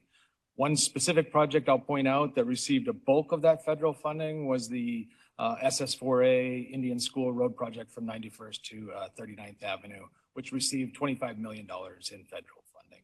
But if we look at how these are broken down, because there's a lot of different components, there's smaller projects. There's the biggest project is the Indian School Road project, but each of the categories that I'm going to show you next have got some component of federal funding associated with them.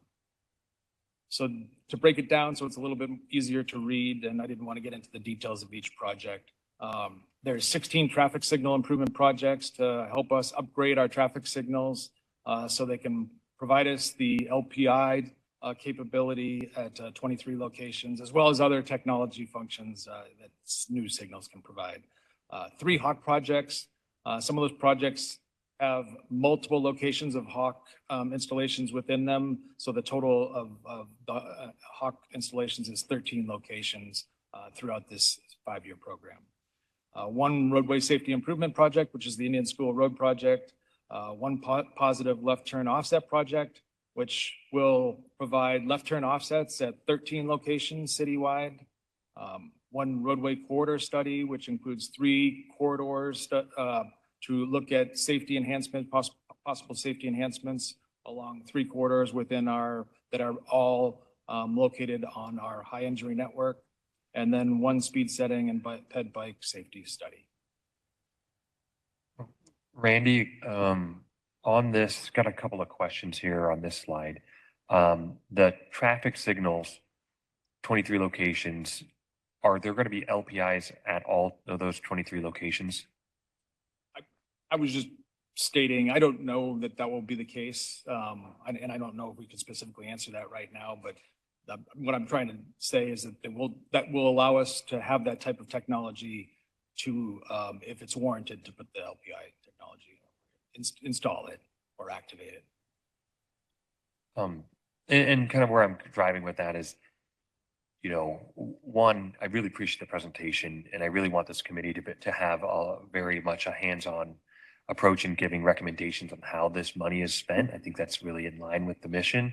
I generally speaking don't see rebuilding a signal as a safety improvement. I think it's kind of a general maintenance thing, but I don't really view it as something that's a safety improvement. Maybe if there's LPIs there and there haven't been before, that's kind of a safety component.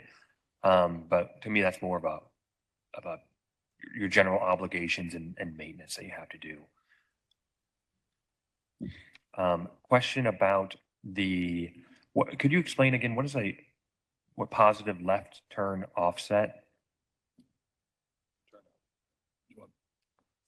So Chair Hermes, members of the committee, the left turn offset project is where you have two left turns, and when they're directly in line with each other, you typically can't see the oncoming traffic. So you end up putting an offset so they're not in line with each other so that you can see the oncoming traffic so that you can properly make the left turn, and then the oncoming traffic is visible. Oh, okay. Okay. Yeah. And Chair Hermes, I did want to add one thing about the traffic signal improvement project. So they are actually safety projects in terms of when we rebuild a traffic signal, we are now bringing it up to current standards. Current standards for MUTCD require a traffic signal head over each lane. And so that makes it more visible versus some of our older traffic signals may only have one or two heads, and there may be 3 lanes of traffic. So that is one of the things that we are doing as part of the rebuild of the traffic signal. I totally understand that that's a requirement to meet standards. I just haven't, on all my years on the committee, I haven't seen any studies that say that that is a safety component, that having that, you know, an additional light there. And I get what we have to do it. I'm not contesting that. But I haven't seen anything that says, hey, adding that additional light is going to reduce crashes. And maybe, and so you can point me to that direction, and I would love to read it. But I generally don't see that as a safety program, but would love to learn more about it. Joe. Thank you, Mr. Chairman. Can you elaborate on the bike safety study? What is that, a citywide study? What is it exactly? So Chair Hermes and members of the committee, so that is actually part of the SS4A planning grant that we got on the very first round. And so basically it is testing technology to detect pedestrians and vehicles. So it's utilizing technology. And so that's one of the pilot programs that we are working on. Oh, I see. Okay.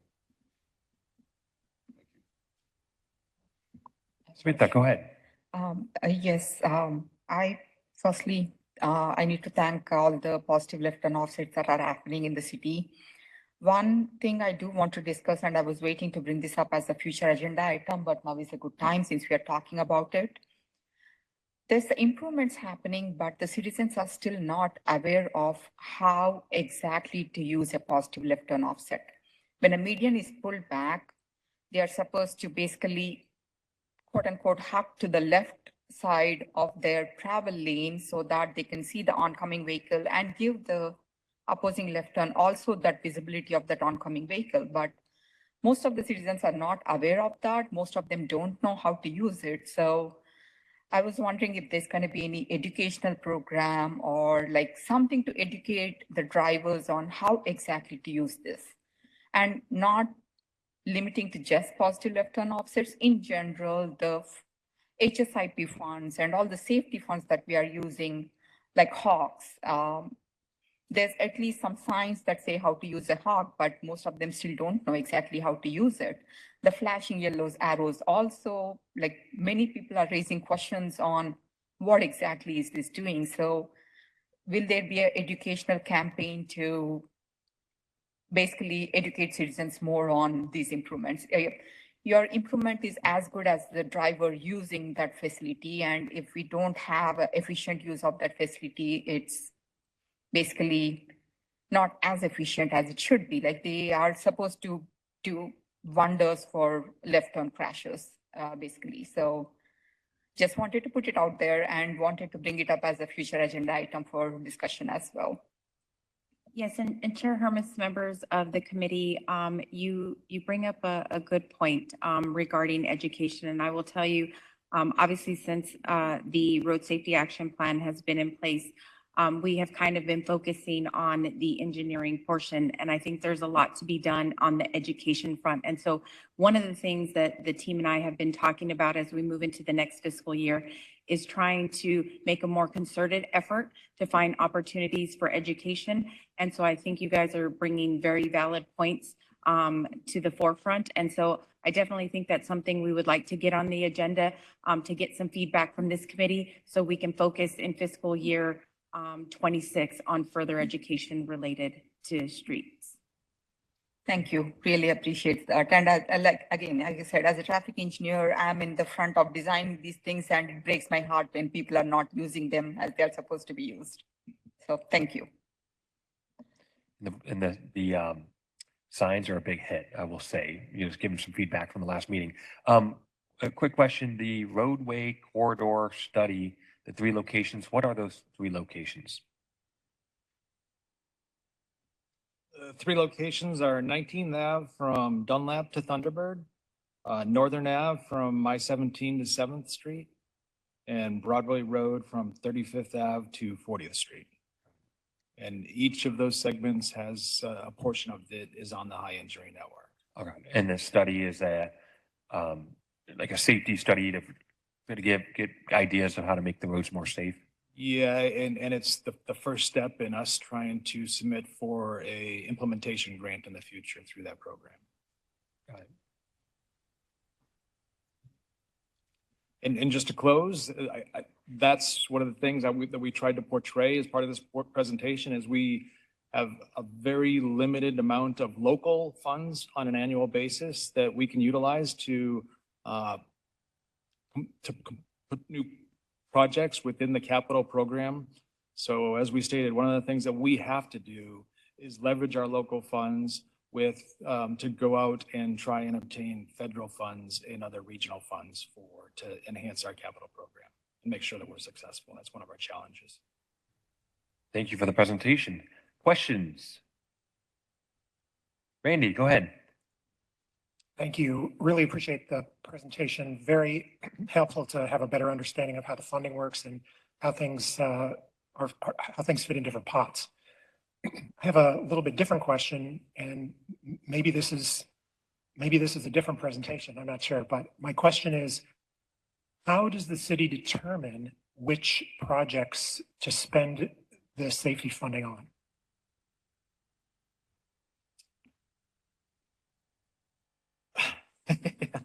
So I don't think that there's any one set recipe for, especially if you're talking about the overall capital improvement program, there's a lot of different variables that go into that. If you're talking about the Road Safety Action Program, we identified projects that are on the high injury network, look for intersections where we've got a high frequency of crashes and look for ways to improve those intersections.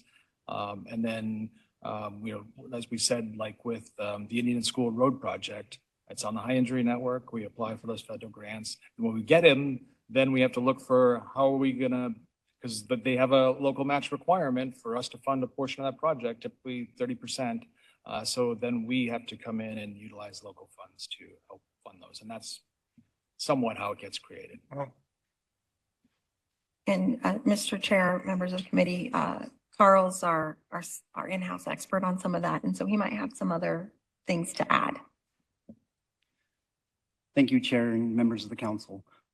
Really, that question comes back to the plan that we created. The plan is designed to implement and create safer roads. And so it really comes back to the high injury network. So we look at the high injury network to begin with. We really started at the top of the list. So you look at the high injury network, each road has a little bit different crash criteria and whatnot. And really, we tried looking at the high locations, start at the top, where locations that were having the highest number of collisions, specifically fatal and serious. Those typically are at intersections, and hence the several intersections that are more identified. So we look at that list, figure out what kind of projects can we do to improve those collisions, and we're looking specifically at the collisions that are taking place. So, for example, at a traffic signal, oftentimes the highest number of fatal collisions is very common a left turn, for an example. And so a flashing yellow arrow is one of those things that oftentimes can help mitigate that collision aspect to it. There's studies out there and whatnot that explain that. So really, we're looking at the beginning of that. And then the other components are what we've talked about a lot is matching other grant and money opportunities. So a lot of the funding is, hey, there's specific grants that are safety oriented. How do we best find projects that fit those grants that will be good candidates to get selected? And then our funds are used to provide that match for it as well. Randy, go ahead. Yeah, thank you. That's helpful, and I appreciate that context. And I agree. Being able to leverage your funding and take advantage of grant opportunities, I think, is a really good opportunity to make the money go farther than it would otherwise. I guess what I would like to know is, does the city have a process to, I mean, I think we all agree that the purpose of the RSAP is to reduce the number of fatal and serious injury crashes in the city. And I think the more crashes we can reduce, the better off we are. And so I guess my question is, does the city have a process to forecast how many crashes each of the safety projects is expected to reduce? Several of the projects we do, not necessarily every project. Oftentimes the projects that we implement require what's called a benefit cost ratio, where you look at the number of collisions that are happening, you assign a societal cost to those collisions, and then as you reduce the number of collisions, that's the overall benefit. So you're looking at that benefit over lifespan of potentially, say, a traffic signal, and assuming that benefit compared to the cost to implement the project. And so those are, especially a lot of the signal type projects and others that we have, some items that we work on obviously don't have necessarily that study that says, hey, it's potentially going to solve so much. Education is one that we know it's good to do education, but there's not studies out there that can really pinpoint, hey, you do this education, it's going to improve safety X amount. Yeah, okay, that's great. And I'm really glad to hear that the city's using the BC ratio, because I think that's industry standard way to evaluate the economic effectiveness of a safety project at helping to reduce those crashes. So that's great news. And I think my only comment would be, I think that really ought to be a standard component, and I think it should be advertised a little better. I was looking at the annual report from last year about the RSAP, and there was nothing in there about benefit cost ratio, and there was nothing in there about how projects were selected, and this concept of trying to maximize the number of crashes that we're reducing. So my suggestion would be to make sure that's a really clear component going forward. Smitha, go ahead. On the same thing, I do want to ask, like, does the city also do after implementation studies to see what kind of mitigation happened at that intersection because of the recent improvements? So yes, we are planning to do a lot of those. We don't have very many that we've done at this point, simply because our RSAP program isn't very old.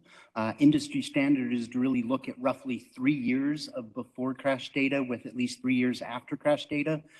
Because the crash data does come through ADOT, there's a lag in that crash data. So that's one of the reasons I don't know that we have one today. We do have several that are kind of planned to potentially look at and see and kind of verify, hey, what's the benefit we're receiving specifically at these projects? Thank you. Julian, go ahead. Thank you. Well, the first thing, can we get this presentation via email? And then second thing, I really want to understand a little bit more on the money being spent on mobility. Would I be able to get a list of the projects that fall into that category? Yeah, we can try and put that together. Again, that was the initial recommendation. As far as the distribution, it's not necessarily exactly that way. There's actually more money being spent on maintenance right now than the 50%. And the mobility is a little lower, and some of the other funding sources are a little lower just because of the maintenance need to try and bring up our pavement condition index across the city. But I'll provide that to you. Okay, appreciate it. Thank you. And go ahead, Joe. So, it makes complete sense that, you look at the worst situations and that's where you direct your attention. But I'm curious to know, this could be a tough question to ask, and I'm putting on a spot, and I don't want to do that either, but I think you know where I'm coming from. We have 8 city council districts. There has to be some pressure. I'm not saying, anything of a improper nature, but all I'm saying is that there has to be some pressure to balance the use of those funds across the city. Can you assure us that the worst situations are the ones that rise to the top, regardless of where they're located? Chair, members of the committee, yes. Our council is very focused on using data to identify those things. We talk a lot about that. And so when we do have those conversations, they're asking for that kind of data to make sure that we are focusing on the worst case, regardless of where it is in the council district. And I'll say all the council members and the mayor are very appreciative and supportive of that approach of us. Wonderful. Good question. And just kind of dovetailing on that, really appreciate the focus on the high injury network. There's a lot of things that, you can do to address it. And we've heard a lot about medians and how effective medians can be, and wonderful presentation from Carl about medians and LPIs and so many other ways to address it. Is there an opportunity for, going forward and the how we're addressing it, for this committee to have some more input on how that money is spent? I just want to make sure that we're getting the full input and kind of expertise and citizen, diversity, providing that input on how this $10 million is spent. Yeah, absolutely. I mean, that's the purpose of this committee. So we can definitely do that. I just want the committee to understand how expensive a project is.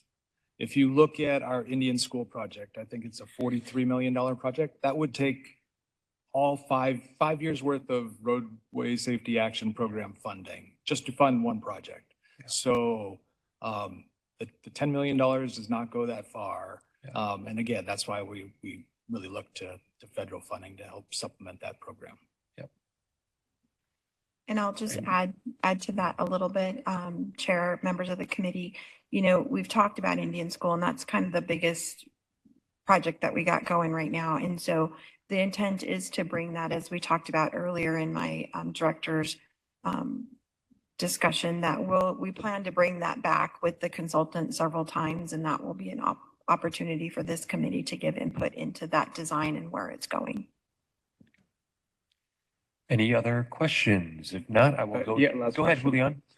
So when can we see data on the death mortalities for some of these projects? When can we expect the next collection of data to come out?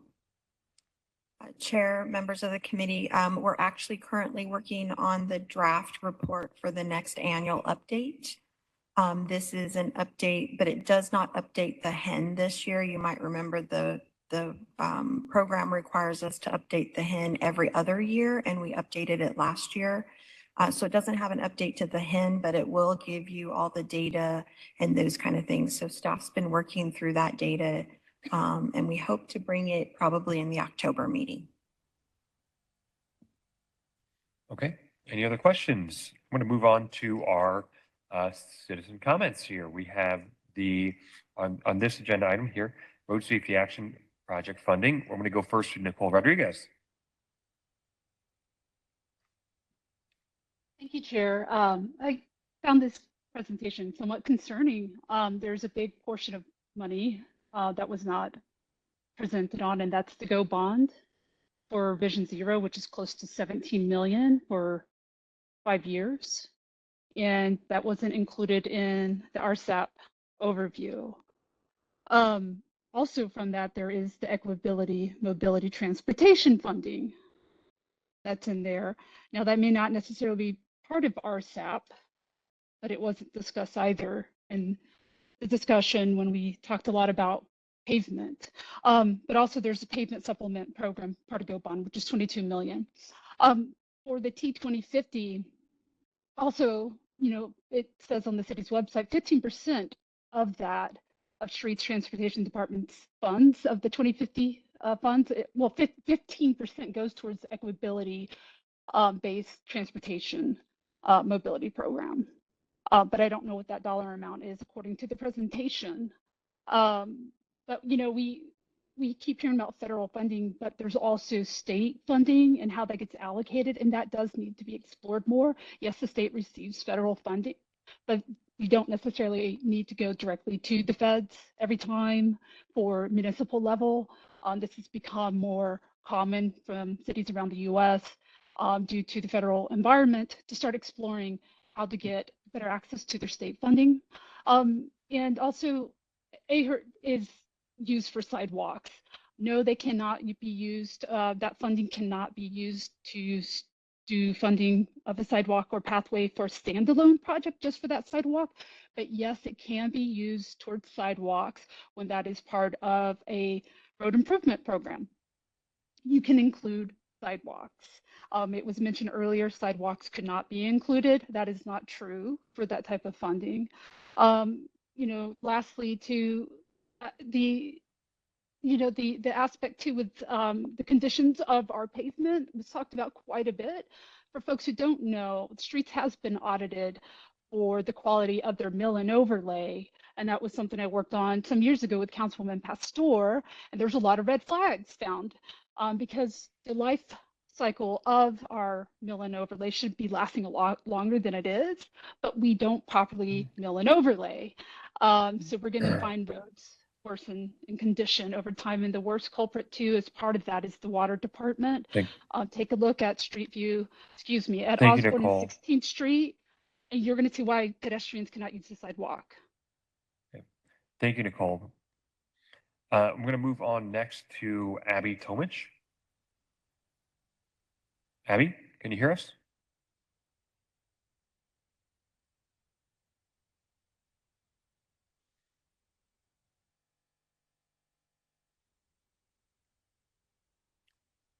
Abby, can you hear us?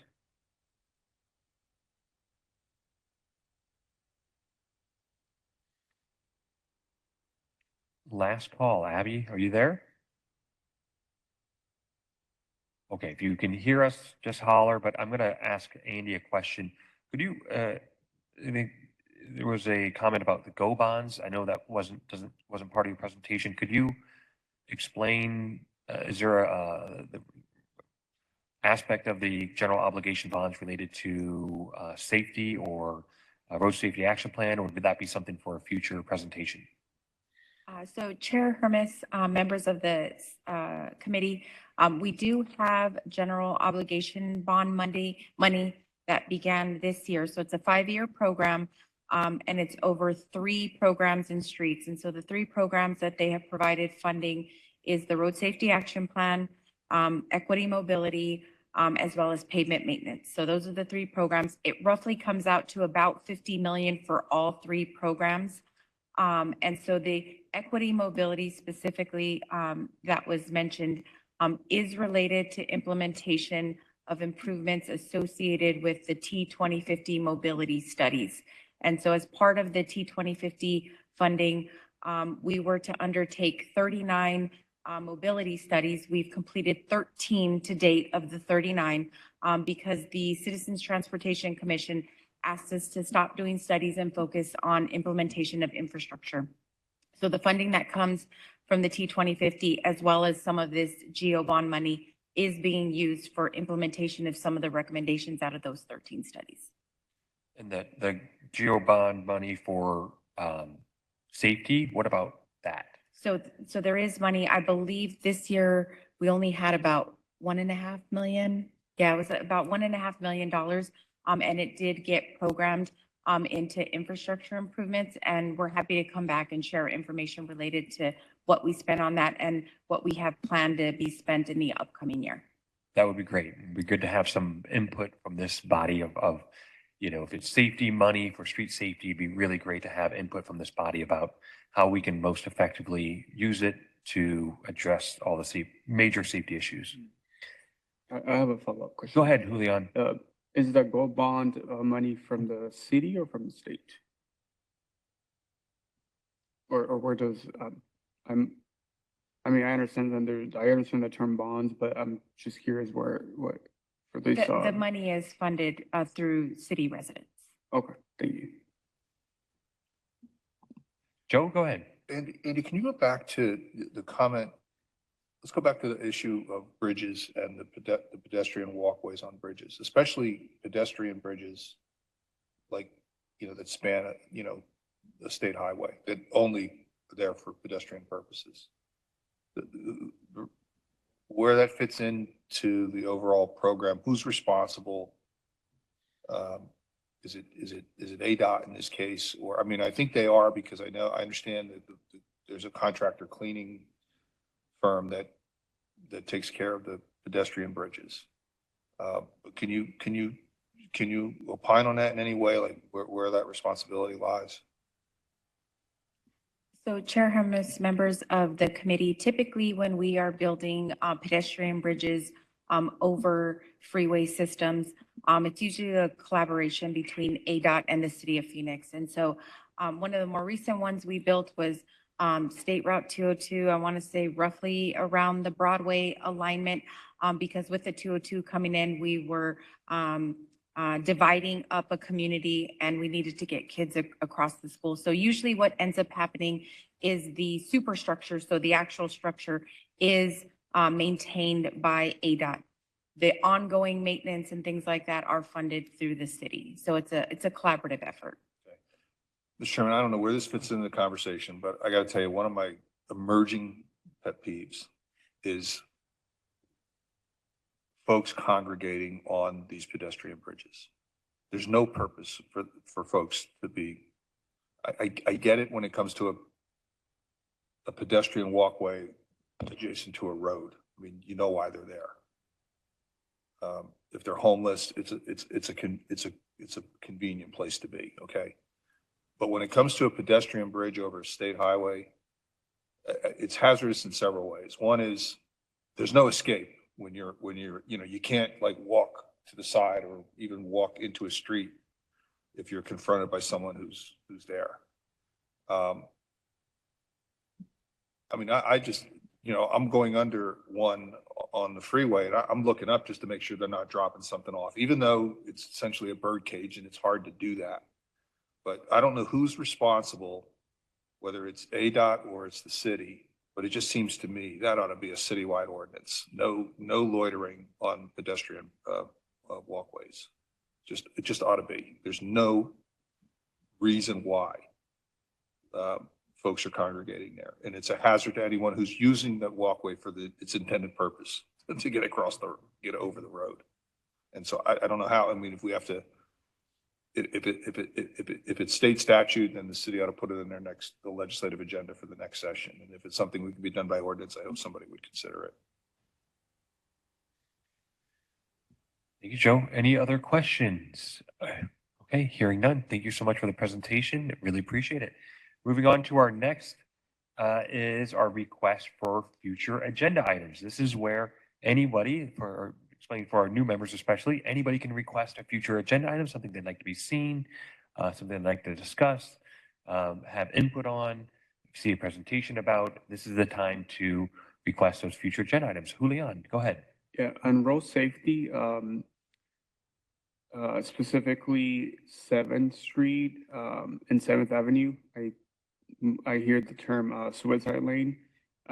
There's been conversations that I've been hearing from community members that are working to remove this style of road because it's not safe or people. I mean, there's different reasons why people feel some type of way about it, but I haven't heard any interest on the committee. But I'm wondering if this is something that we want to provide some feedback to the city council. So maybe if we could get some data on if there's any from this department on how suicide lanes does help or it just creates a more unsafety road for the city of Phoenix. Anyone else or any further from you, Julian? Any other future agenda items? Oh, Rick, please, Randy. Yeah, thank you. A suggestion and kind of following up to the discussion we were having about the RSAP funding.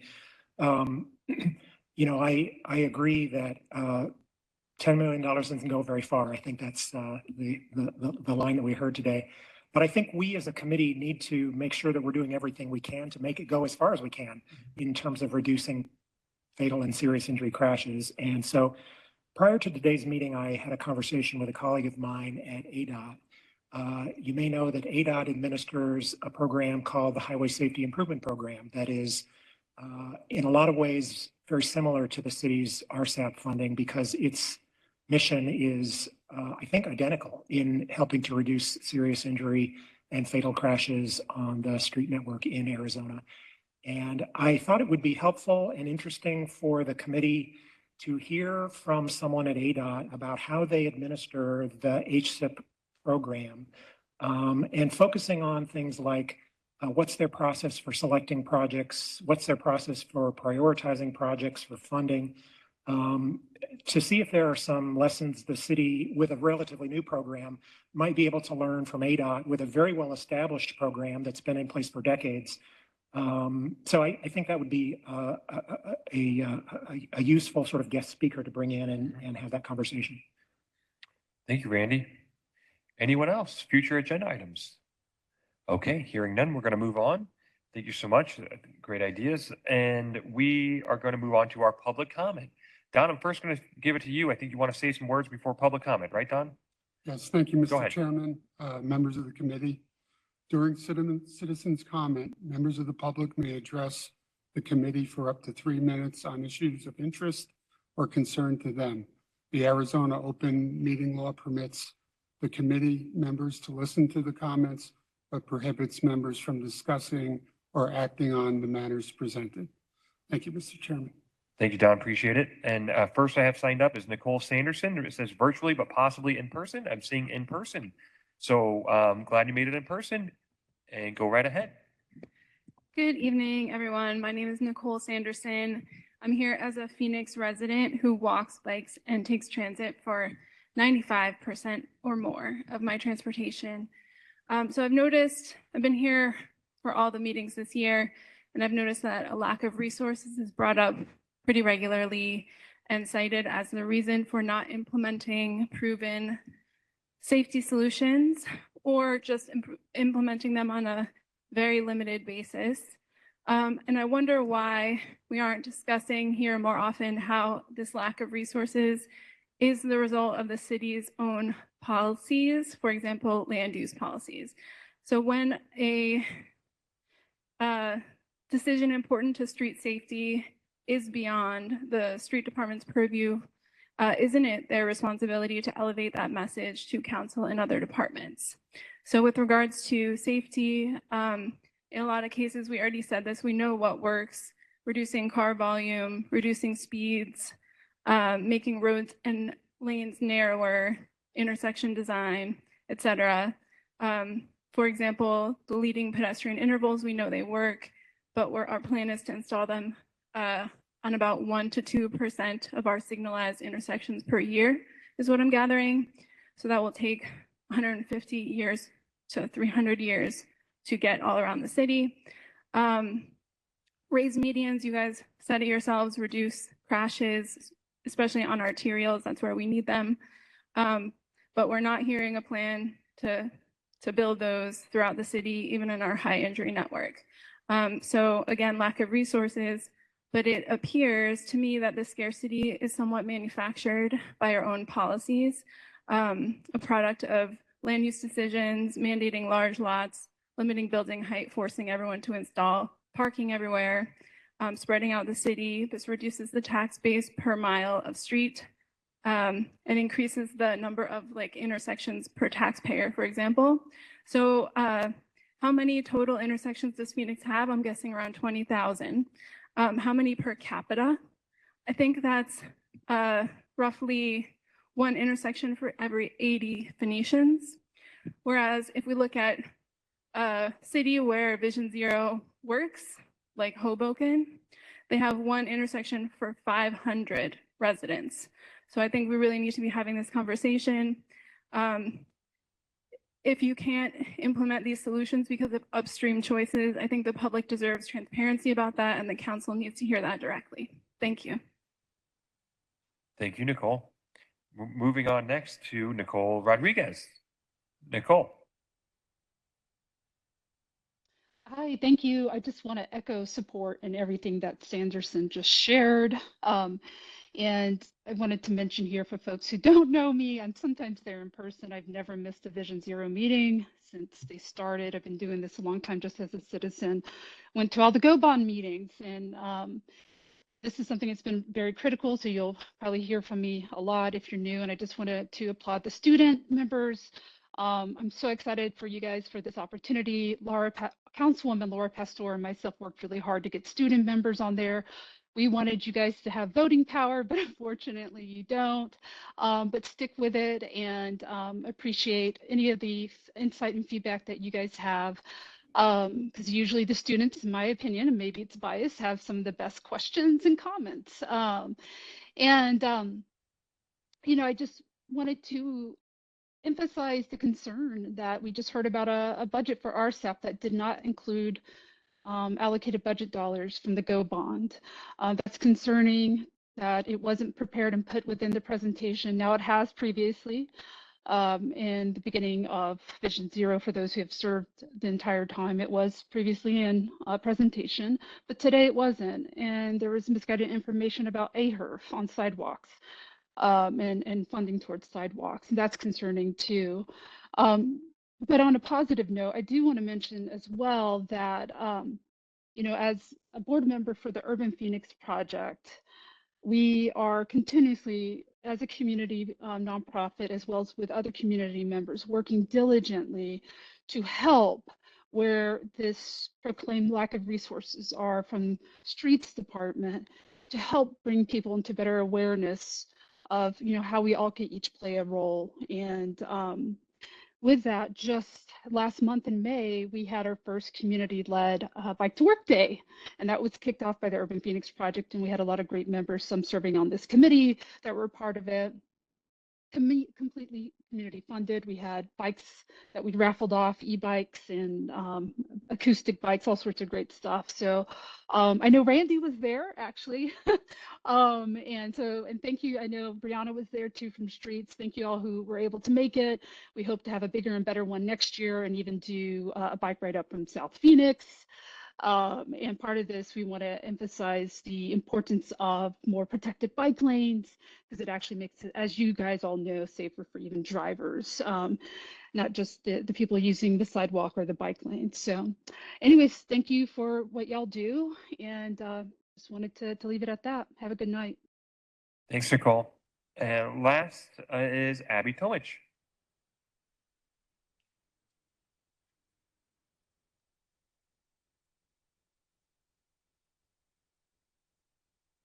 Abby, we might have lost you. Okay, well, thank you so much. Not hearing Abby, she might have dropped off already. Appreciate all the presentations, everybody's service here. Be safe out there on the roads. Be your own Vision Zero advocate. Drive slowly and be safe out there, okay? Have a great night. Thank you.